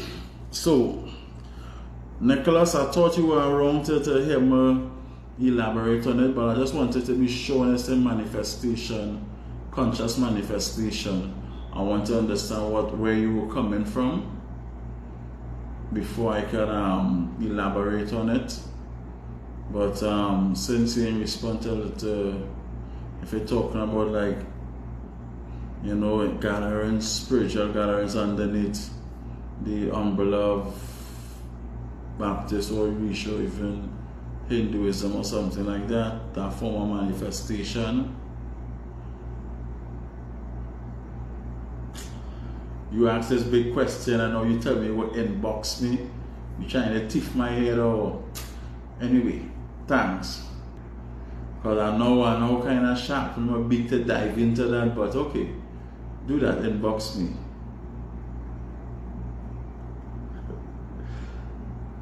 Jesus. So, I try and take no Christina. How can I do that?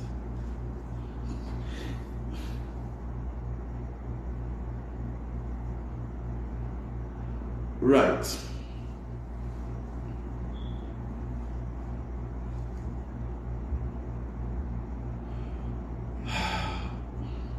That type of manifestation.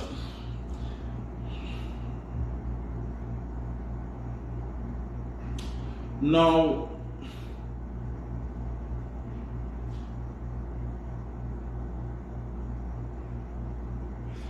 people have been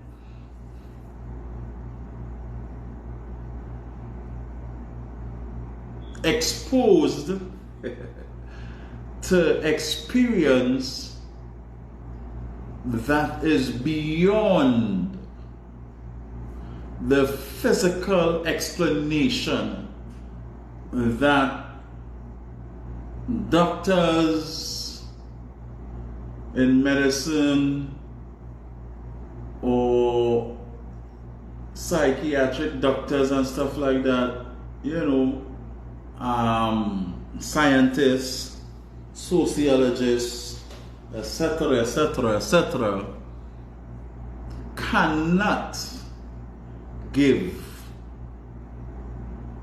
an explanation of what they would consider facts, you know, or on what would prove, you know, to say, well, we prove this scientifically or medically. And there are some behaviors that some people goes into without giving themselves that physical permission to behave in a particular way for a period of time.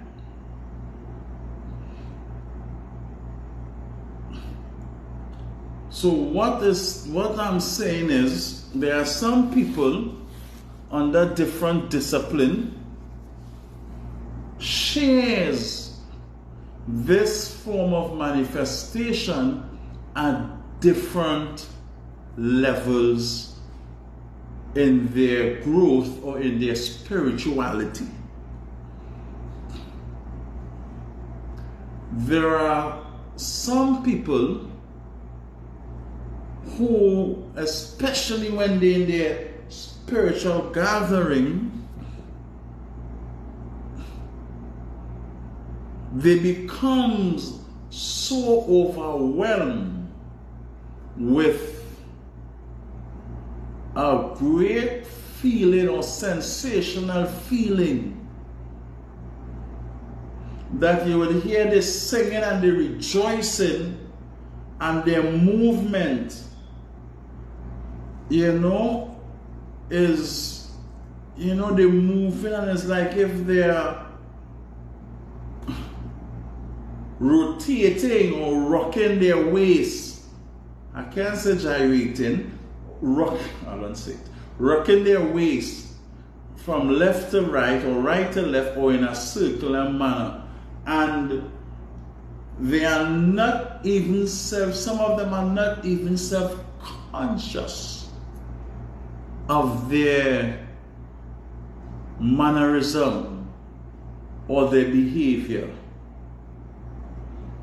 Sometimes you look at them and you look in their face, or you look at their face, they have a great smile of ecstasy, of pleasure, of happiness, of joy that reaches and surpasses any physical experience.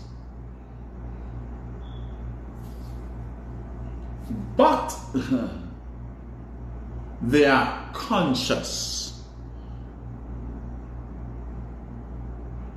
and all they are conscious of at that moment is that they are rejoicing and clapping or singing, but they are not, they haven't come to the stage of consciousness to realize. Some of them, rotating their waist, not in a seductive, disrespectful way, but they're so caught up in the moment, and they are so filled in that energy of rejoicing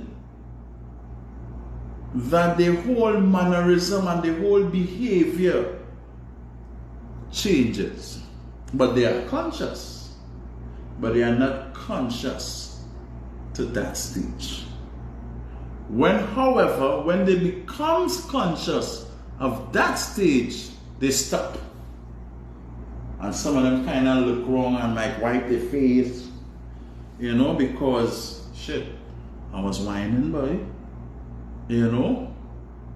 And some of them are a little shamey stepping. And then,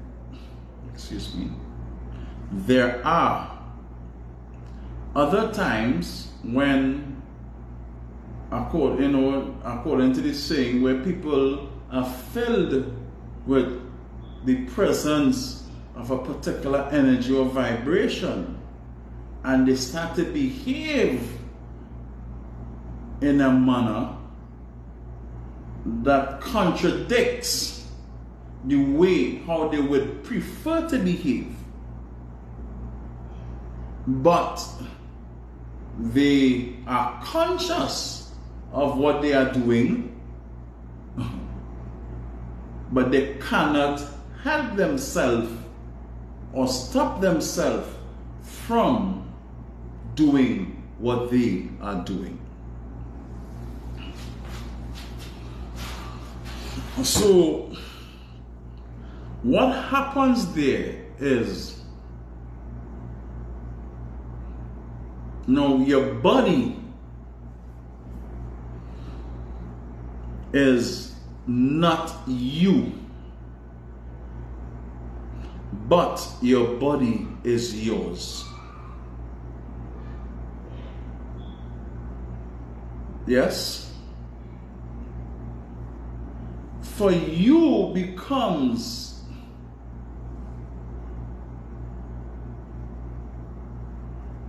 more than just your body.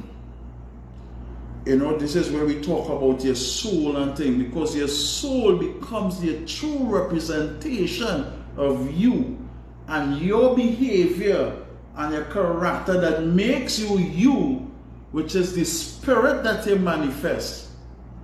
So that's how we now have body, soul, and spirit. Are you following me? Now, if only saying yes or no, I cut in my conversation because I want to know if I talk and if only understand. I want to know how why that. Okay, we will take our heart, but our tongue will be suffice as well. Right. So our body, as I'm saying, so our body, right, it houses our soul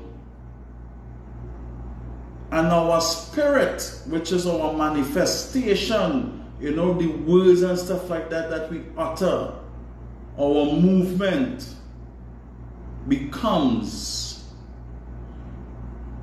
our spirit. So that's how, you know, we becomes this three into one. That is why at times our body, our could rest, our consciousness,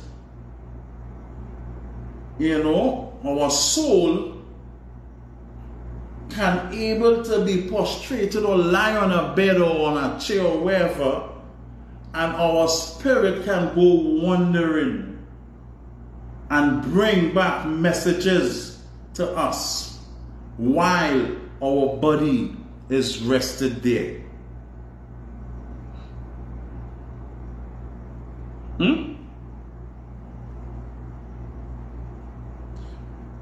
So there are times we may be liming with people or liming somewhere and you will say, this person real dead. He not no spirit, but he real dead. Or look how this person doing this thing real dead. They ain't putting no spirit, you know. They ain't putting no spirit, no soul and thing in it, you know. So, in order to get a vibration or that flow, the three must work synchronized with each and one another. So what happens where there is a conscious manifestation is that whatever energy or vibration that your physical body, I usually the term physical body because there's plenty more to it, but this way might be even, I'm just trying to bring a level of clarity. Your physical body may attract, you know, it would share your body with your spirit, and at times it would overpower or override your spirit. So even though you becomes conscious of what's going on, greetings Rhonda, you becomes conscious of what's going on because this energy start to share your physical body. You will be manifesting because you'll be moving now and you don't have full control of your body, but you are still conscious. So you would find now when this is new to people, to some people, they start to wrestle. Their upper self begins to wrestle with their lower self. And you hear them start to bawl and scream, and their heart start to palpitate, and they grab onto whoever they could hold tight, and they start to eyes open wide, and they start to look about, and they start to, because they lack understanding that a transition is taking place. And sometimes the energy may not be full enough to overtake the whole body. So whatever the percentage that it overtakes, it takes control of the body and it forces you to operate. So when you reach and you don't have the understanding, one would start to fight. And sometimes you may see them falling on the ground and bawling, and then fear steps in and they operate, and they have their friends who lacking understanding, who trying to, fight them and fight with them, and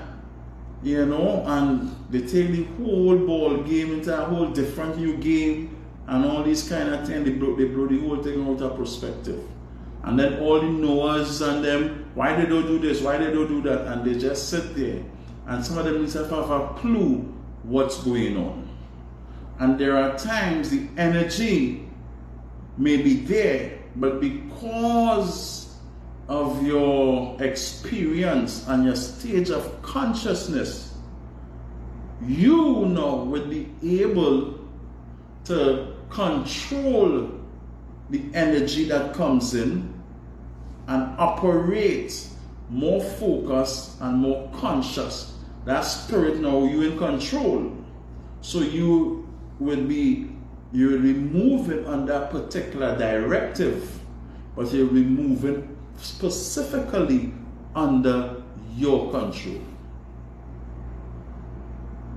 And that is how the monkey back break for a piece of pomora. Crick, crack, bow.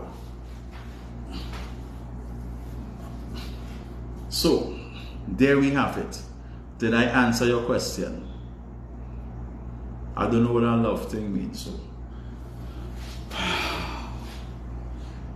So did I? Any more questions? Because I want to wrap up. Any more? No more?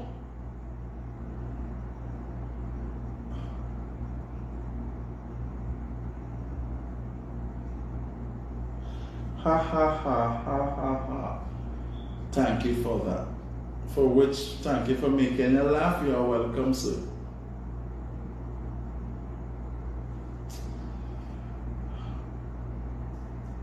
Well done. Well done with the explanation, or well done with everything. I know, but I only mean facetious. You know that. Thanks very much.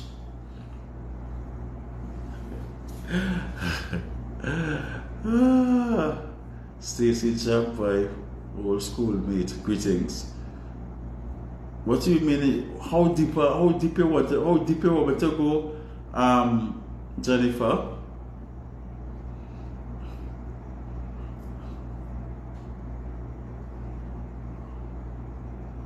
How deep is deep? Or what, not how deep, but what do you want to know? And if I can explain it to you, I will. So don't tell me about deep, because what I just did there, I went deep and just explain, you know, the operation of, I just explained the operation of the body, soul, and spirit, how it operates, and I give you some clarity on that, how deep you want me to go. Yes, of course, I just hit the surface, but how deep, oh, I can't remember the song, but you know what I mean. So as again, I'm saying to you, thank you for those who the first time tuning in and thing. I highly appreciate it. You know, don't forget to continue to view, share, and like.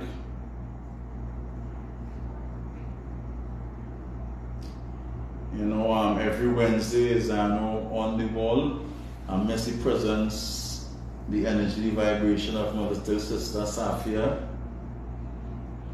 But you know, it is what it is. The show has to go on. So you know, don't forget every Wednesday. No, don't forget. Yes, and follow. Well done, Betty Lou. Every Wednesday, you know, from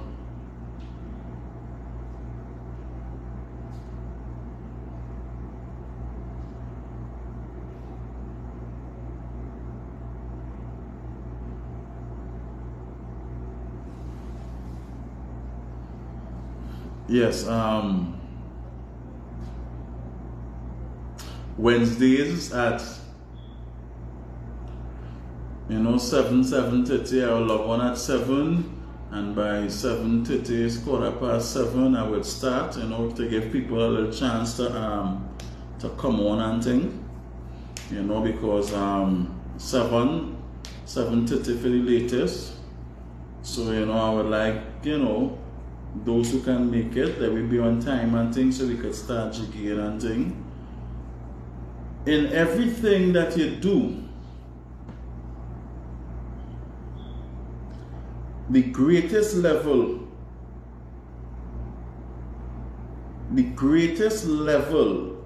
in anything you do is at a conscious stage.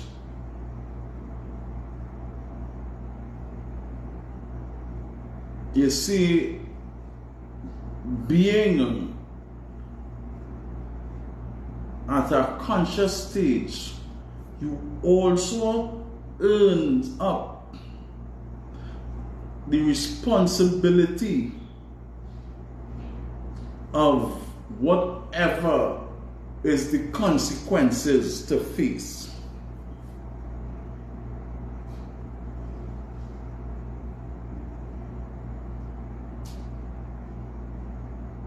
Greetings, Cohen. So in anything you're doing, in anything, any manifestation at a conscious level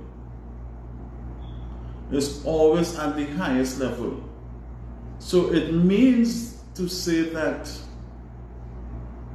you are in full charge. You can be held fully accountable for whatever the outcome of your manifestation.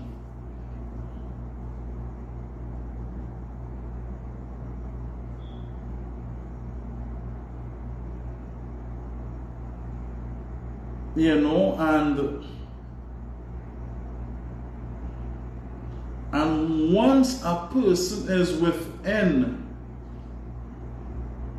a particular umbrella and they start to operate or manifest something that appears to be abnormal, and they in the conscious stage of it, they also becomes beneficial in whatever is taking place, because they are therefore being enlightened themselves, they are therefore being educated, and they are therefore being taught And within certain operation, it gives them a better understanding of certain things. Oftentimes, in particular customs, when people assume or they are under manifestation and they are not in a conscious stage, even though people who have become fascinated by the manifestation will rate these people within a particular order or level and jump to the conclusion that they know or they understand or they could do. And these people who have manifested, they start to grow on this. Especially those who in the spiritual arena, like the Baptist or the Orisha, who in other particular circles and things. So because they have found themselves in an unconscious manifestation, there are times that people they get so fascinated with the manifestation that they start to rate the individual, and they go to the individual for all sorts of advice and direction, and they put these individuals, and sometimes these individuals, they lack the full knowledge and understanding of certain things, but because we have rated them so high,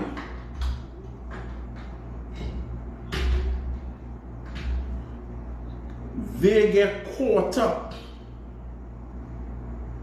and they lost that stage of consciousness, and they began to act and behave like if they know and if they can do, and they make a whole mess and lead a lot of people astray and damage them. They ruin their integrity. And have some of these people now who lost, because they have, some of them, they're ignorant, and everybody going behind this person, so they run, and these people, they take them and they take advantage over them, and they capitalize on their unconscious manifestation to do things, and they take all the ratings and they operate in the capacity that if they know, and they damn well don't know. Now, for those who read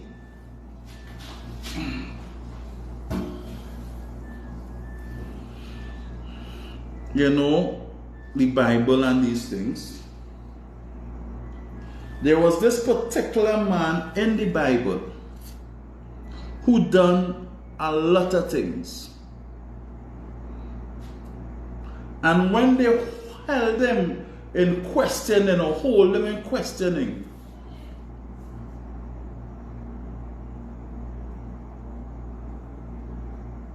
he did not allow the manifestation of his work to get ahead of him. So whenever they rated him, the government or the powers within, be the 1% or whoever you want to call them, and they began to rate him, he said to them, I did not say this, is you. Anything I do, You know, it comes from the permission or the power from God. You know, and he remains truthful to that. And he declared that. But plenty of us, we work, you see, we just read stories and we just see it one way, and we don't try to understand it in different ways, right? And we don't try to understand it in with the best intention that it meant. And oftentimes we would do things, and it boils down to our conversation earlier on. And when we do things, we're not doing it for the best. You know, we're not doing it, you know, to be our best. You know, we're doing it because we want to be called the best. So we start to take praises and glory from the vibration that was permitted for us to operate or to operate on. And you know, people who enter that kind of thing, we get caught up and we don't ask no questions, and we don't search, and we don't sit down and listen to how some of these people speak and watch their mannerism and watch the behavior.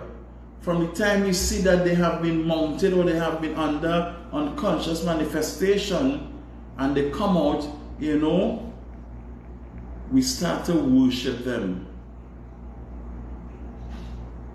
You know, we start to worship the body. And we, you know, we lose the whole soul. And so we worship in the body and we lose the soul. You know, because the soul is where the truth is at. So now, because we get caught up in worshiping the body, the manifestation now start to operate to please you all, because you know you will start to worship on the physical aspect of the person and not the depth or the spiritual consciousness of that individual. So, conscious, to be conscious always means that you are in charge, that you have the power within.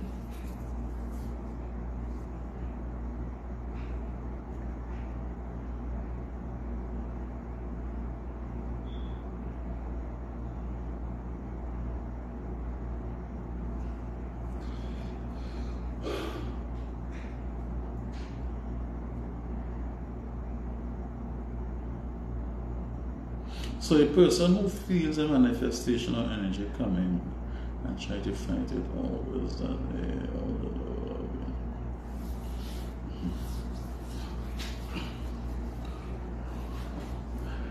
There's a difference in what Jennifer asked and what you are asking. Right?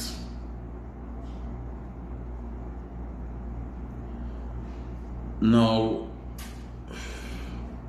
watch now, who tell all you know all these kind of questions? Let me take a drink of water.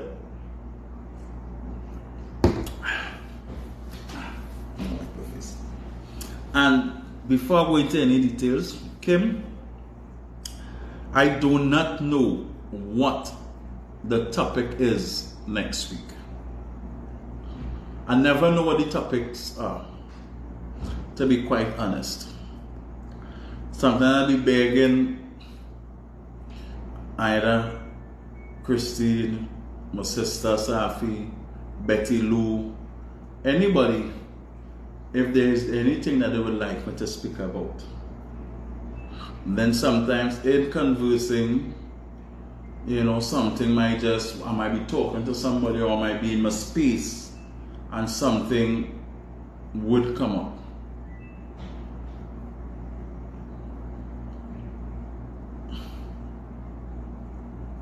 Right. So, yes, Betty Lou.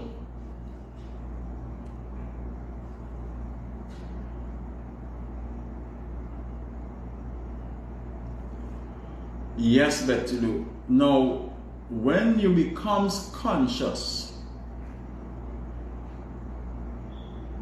right? Now, in my life, when I spoke about consciousness, when you becomes conscious, you would manifest the spirit. So when you becomes conscious, and according to the vibration, the energy, or the directive you make, you becomes in charge of operating or operation. So you will operate and you will move. Sometimes it might move quick because it requires such movement. But yes, you are conscious. So with some people, they will put up a resistance if they don't understand what is happening to them. If they don't understand when they're doing certain things, what is required of them. And if some of us purposely choose not to get involved.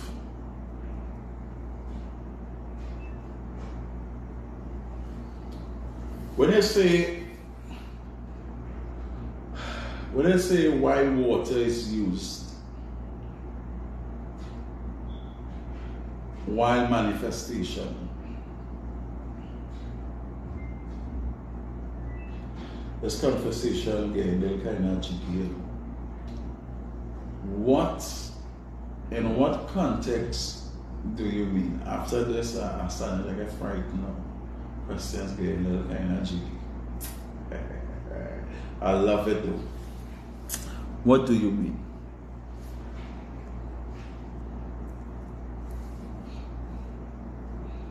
Water is used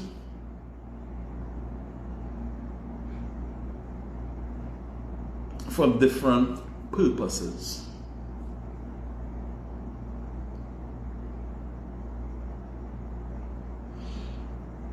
Sometimes nobody knows the reason why manifestation is happening and why water is used.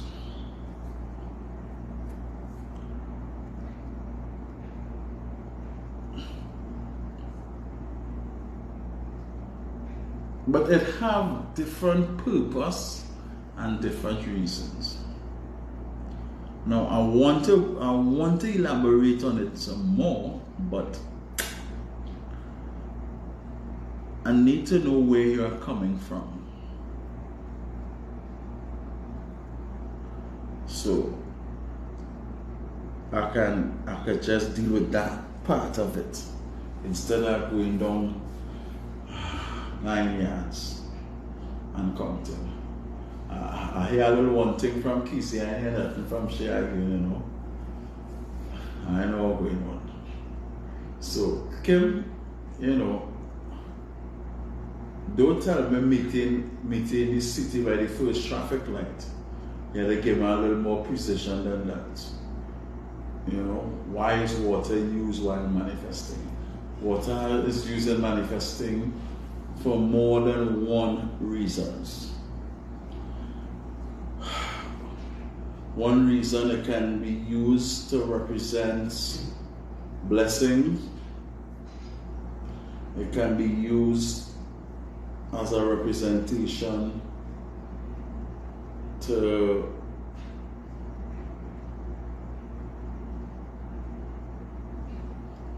as a gift of exchange.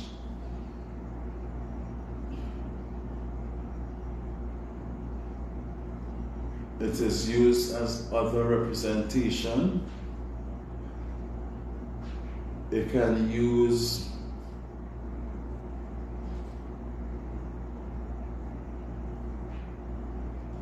to do cleansing or cleaning, you know. So there's a lot why people use water, you know. The water can represent a lot of things. It can. So we have, I hope I answer it to the extent that you understand it. You know, so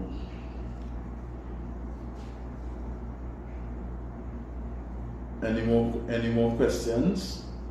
Christine, anything else? Here, Dua,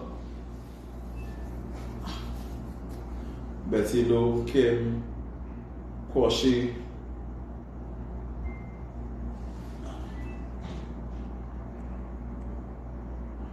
One of my big supporters,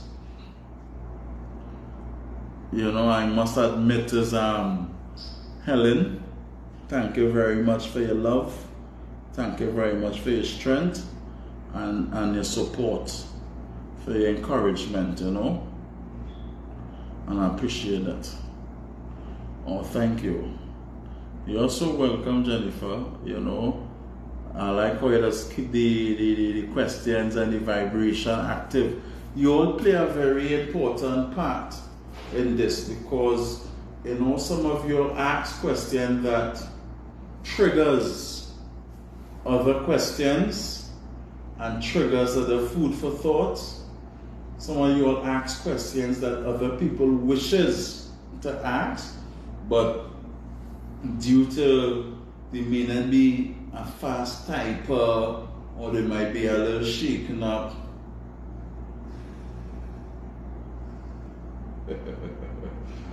You know, you're most welcome, Kim. No, well, I don't know if I reach it, if you wanted more, you know. So oh yeah, finding life was excellent, Christine. Okay, thanks. I appreciate that. Okay, thanks. If Christine says so, well, it's so. You know, thank you for your support. Continue to follow, continue to share, continue to like. You know, when the live going on, you know, you all can share it too, so you know other people could join, and you know, because we need to. We as a people, we need to enlighten people, because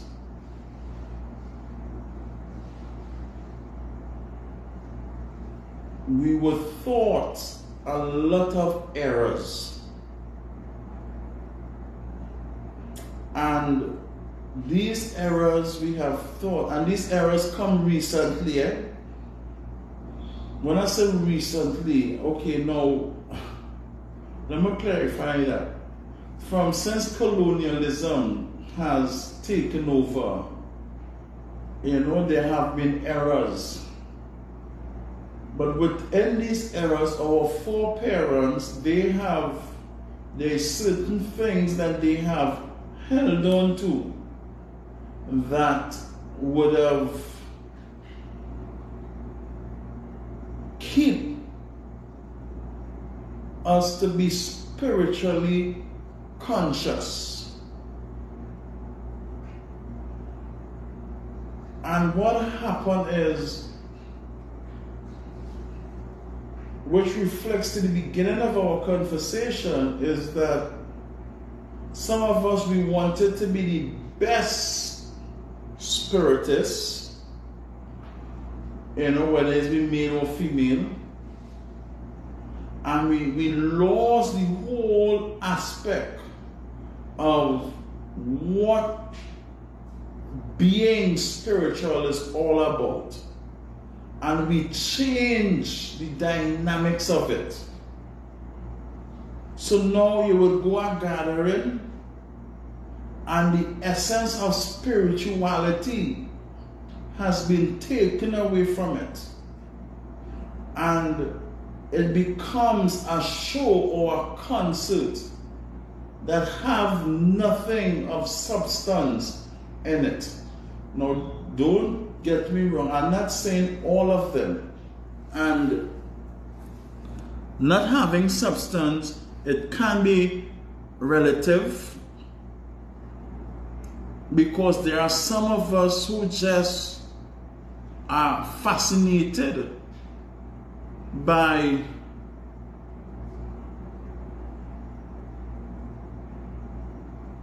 unconscious manifestation, and we are not fascinated, or we are not interested in becoming a better person and growing spiritually. So that essence have been lost with we who becomes lovers of ourselves, and we become so caught up and so competitive with everybody until we end up becoming too competitive for ourselves, which takes away, of course, Betty Lou, which take away the true significance. You know, so you're not seeing that stage of spirituality being manifested. You know, because we don't even know, or we don't even understand how to hold a meditation, how to speak the powers into existence, how to collaborate with nature and to vibrate. But what we know is to do a show and tell. And we have, so by you all sharing this and saying, what we are doing now, we are creating, or we are taking back a level of consciousness, something for listeners to think about. So let us share. Let us share the life. Let us build the life. Let us, because we want to become better than we was yesterday. We want to start to operate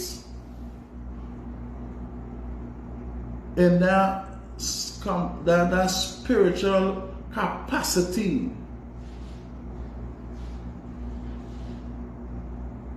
Because we become so blind, long time from the time a girl pass.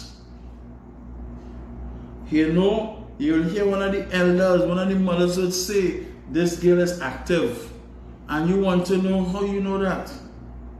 This girl is pregnant, this boy is so and so. There's things we observe. Sometimes you pass and you smell this person. And when you smell this person, this young boy is becoming a man. Because, we're so in tune to what's going on. The change of somebody, perspiration, we could identify it, and we can tell there's a change.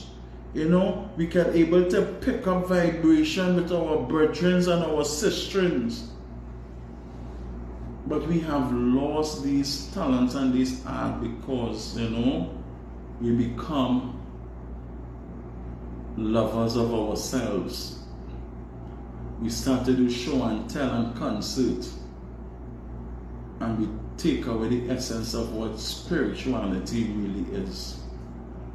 So when we operating, we're not operating for the best of the moment or the space that we're in, but we're operating to be called or identified as the best.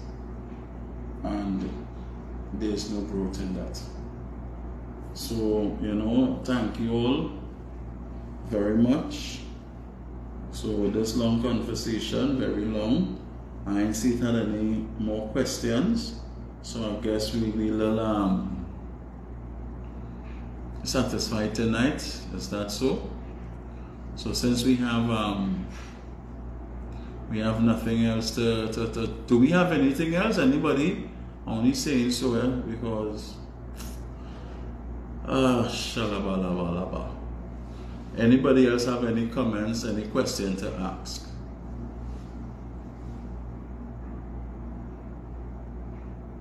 Anybody else have any questions? No more questions. No more comments. No more well wishing.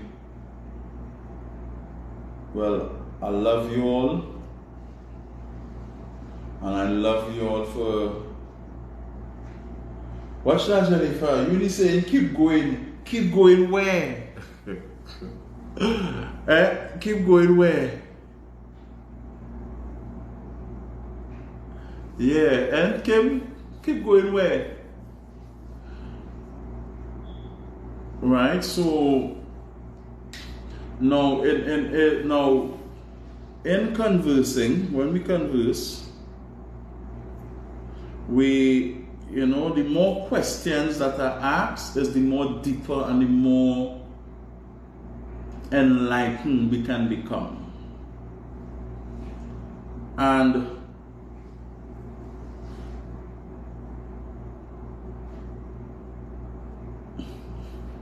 thank you very much, Betty.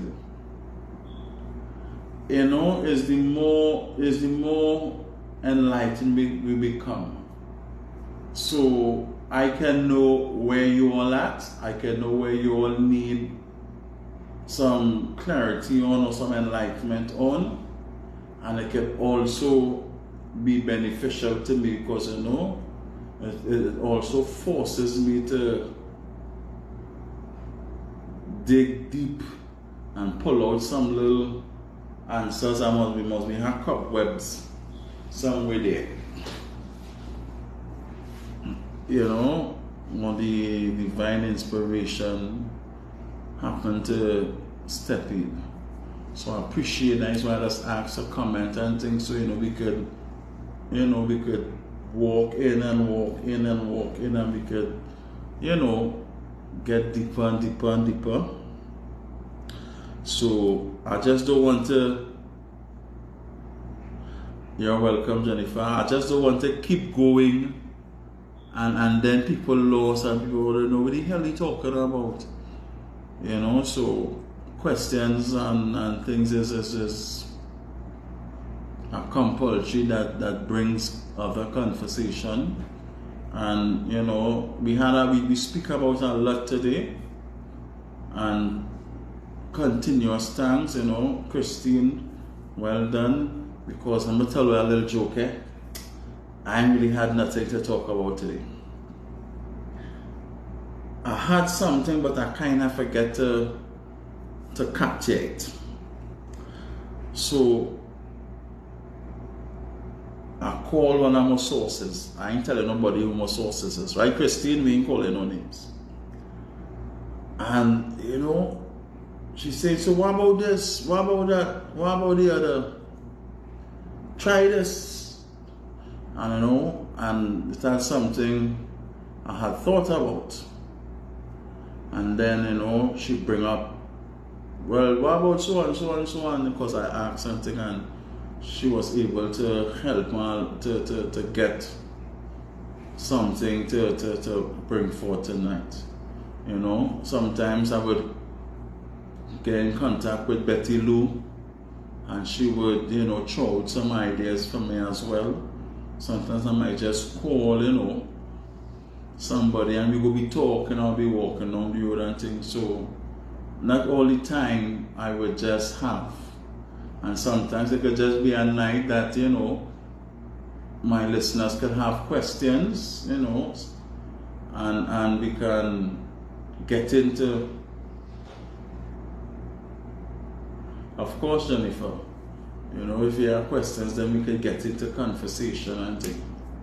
So that also could be the positive vibration could lead, you know, because you know, Betty Lou starts off hot and nice with clothes and things, you know, and it was nice, and this is how conversation, you know, starts, and we get queen and all these kind of things, you know, because Betty conversation was good, but you know, plenty of us things that believe that the clothes that we wear make us who we truly are, while it's not the clothes that make us, you know, is we have to make our clothes and make us who we are, not the clothes, you know. So we had to be mindful of that, and we had to know that when we dress in certain clothes, you know, we're representing a particular vibration or energy.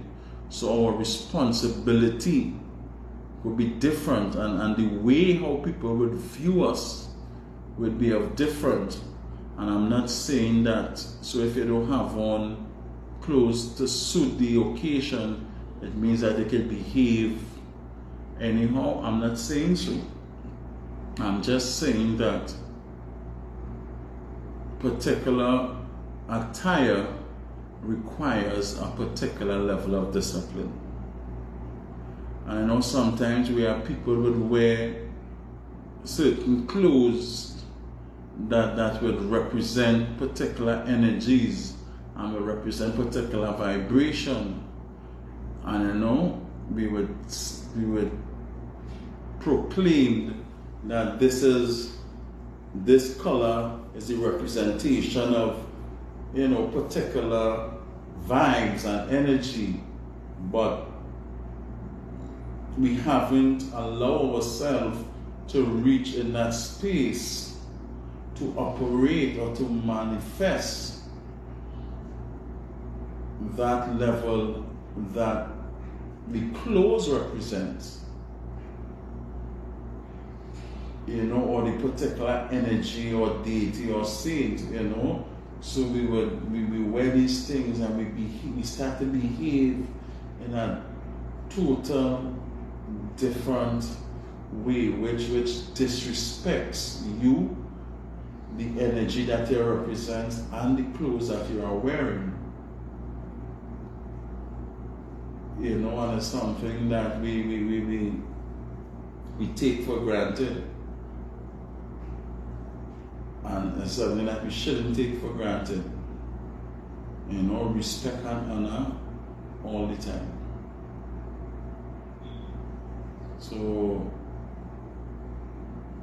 I think I have said a lot.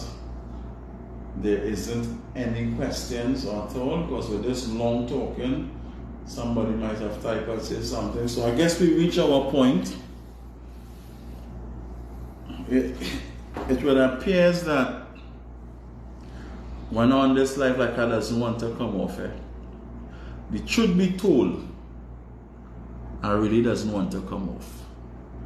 But it does be a little, sometimes, no, all the times, again, longer and longer. So, how do we get in the phase of the color clothes we are wearing?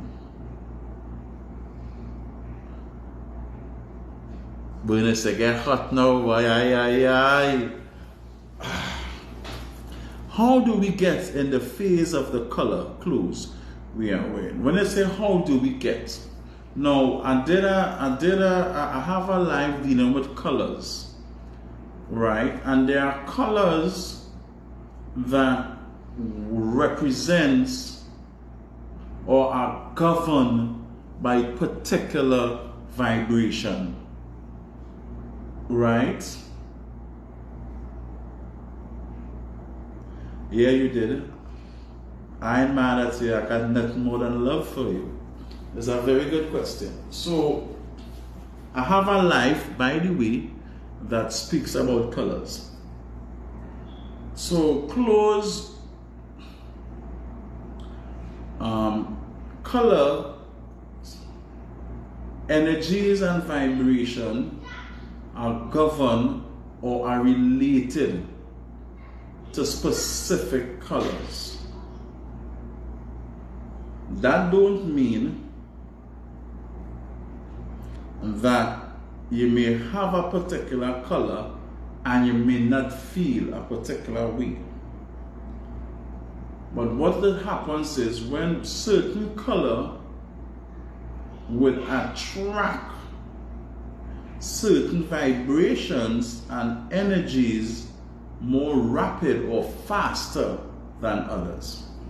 For example, if one have on a black top, whether it be a bodice, a shirt, t-shirt, jersey, skirt, dress, half slip, head tie. Half slip, head tie, I just only joking, right? Somebody have on a black top and somebody have on a white or a lighter color top, and they walk through the sun. The person who is wearing black would start to perspire and start to sweat or feel hot faster than the person who is wearing white or a lighter color. That being said, it doesn't mean that the person in white wouldn't feel hot or warm, but it just means that because the person is wearing black, he would attract the heat faster.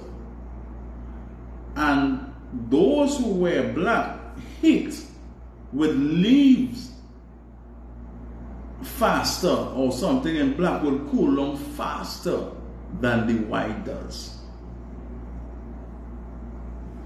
You know, so by colors, it have particular representation of vibration, and according to your understanding or your consciousness of spirituality that one may walk under, he or she may be attracted to operate within a particular color space. So you would find this individual maybe given or maybe in a position where he or she wears a lot of blue, or they love red, or they might wear purple, or you might see them in plenty yellow.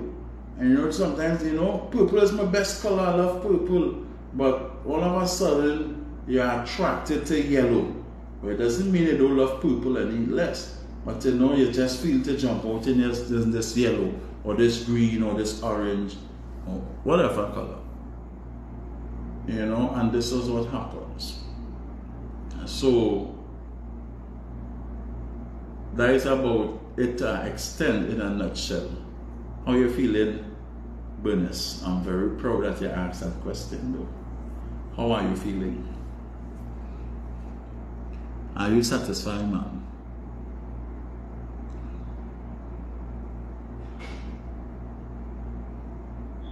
Is that a yes? Maybe? Somebody satisfied with the explanation? Anybody? Nobody? So I need to talk about it all over again? Not really.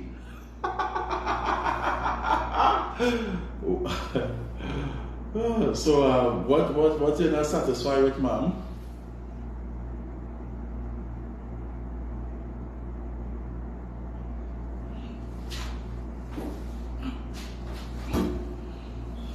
So I did not answer your question correct. So well, because you see now, I try to understand the phrase and the way how you ask the question. How do we get in the phase of the color clothes we are wearing?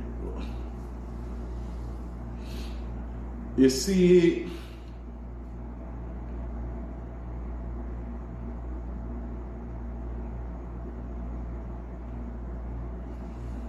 there are times in our life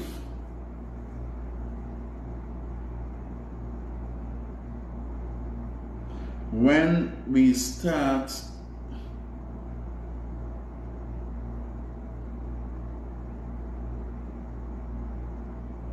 to understand the manifestation of ourselves.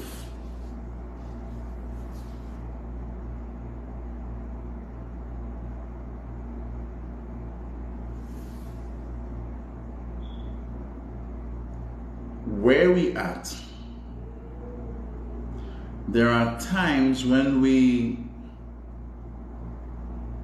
are asked to go somewhere or invited to be or go somewhere or have to go a place somewhere for sometimes no particular reason. It may appear to us that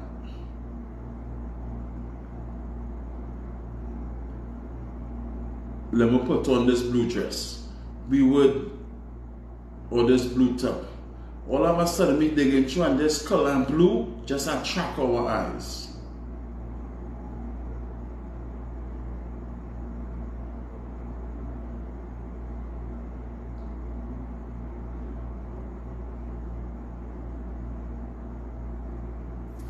Right? And they would operate, and they would be guided because the aura or the energy that governs whatever transaction or business or they go in and do, it may require you to wear this particular color. So when you're going out, or you're going somewhere, you may be guided to wear this color. Now, once people reach to that understanding, that consciousness, they can use one color, might be black or white, and they could go and they would be able to generate a particular energy.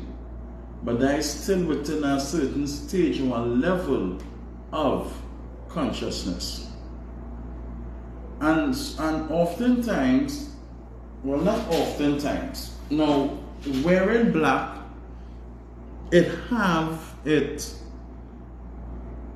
stereotype, it have its amazement, it have its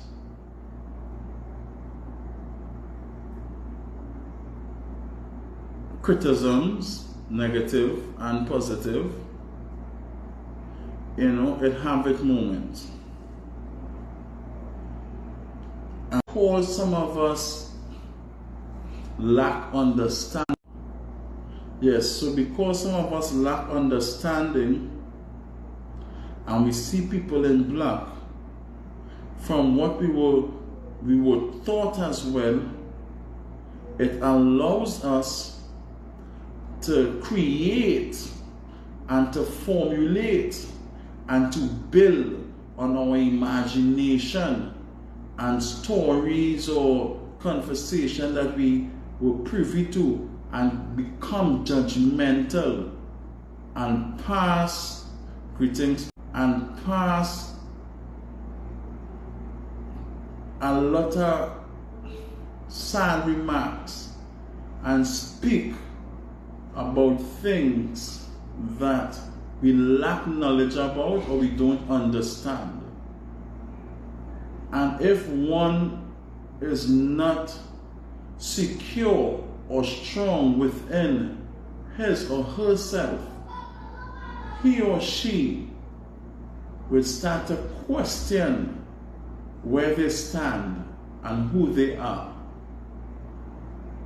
And in order for one to become a person of authority, one must be certain within his or herself.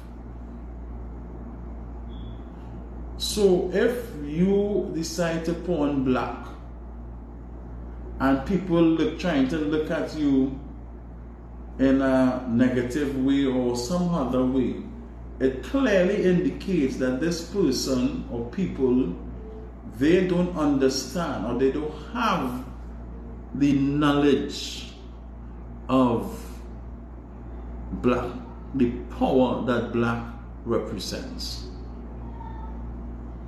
They just see it one way, and it's a way that have been created so that people within the order of that considered to be African or African descendant, we would always, once we think like that, we will always view or want to view black negative, and that is because we haven't allowed ourselves to grow and understand the great power and authority blacks wear. I mean black represents. You know, any secret agent, any spiritual order at a certain level, one of their clothing or uniform is black. When dignitaries going to collect reward and all these kind of things, they dress in black. It's always a black tuxedo. You know, because it's such a color of valor. Not valor, it's a color of honor. It's such a color of honor. I shouldn't use the term valor. We're talking about that battle here. Right? It's such a color of honor, but because we lack that understanding, we always try to relate black negative. You know, I'm a real brethren here who just love God. You know, he's a man, he is black. And people may say or think whatever they want to think. It doesn't bother him because he understands where he's at. And this is where we need to reach. Because people, and once we allow people to direct or to supersede our consciousness, we becomes their prisoner. You understand what I'm saying, Bernice? So people would operate and they would think negative because they lack understanding. And that is what they were taught. You know? So while people should understand, you know, some of these colors that these strong colors that they wear, you know, because there are times when we need to take it down a notch or two at times, but sometimes we get so caught up in the moment and we allow the color to become us that we can't have take it down. So I hope I reach some kind of clarity with you. If not, you can private message me, or you can phone me if you wishes to, and I can elaborate some more with you. Give praises. So let me know how you feel, if you're a little more partially clear or not. Are you?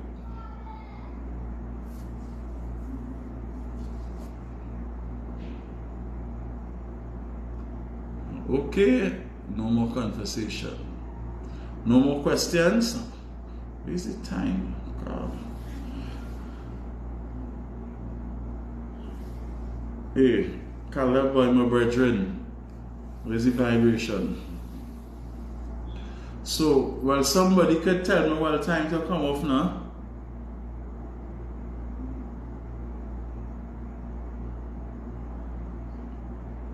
Her phone froze, so she can't see, but... Oh, you did, Kim? Okay, thank you very much. It's always nice to know that, you know, people give me their blessings and, you know, they enjoy it and thing, and I give thanks and praises for that. You know, I was trying not,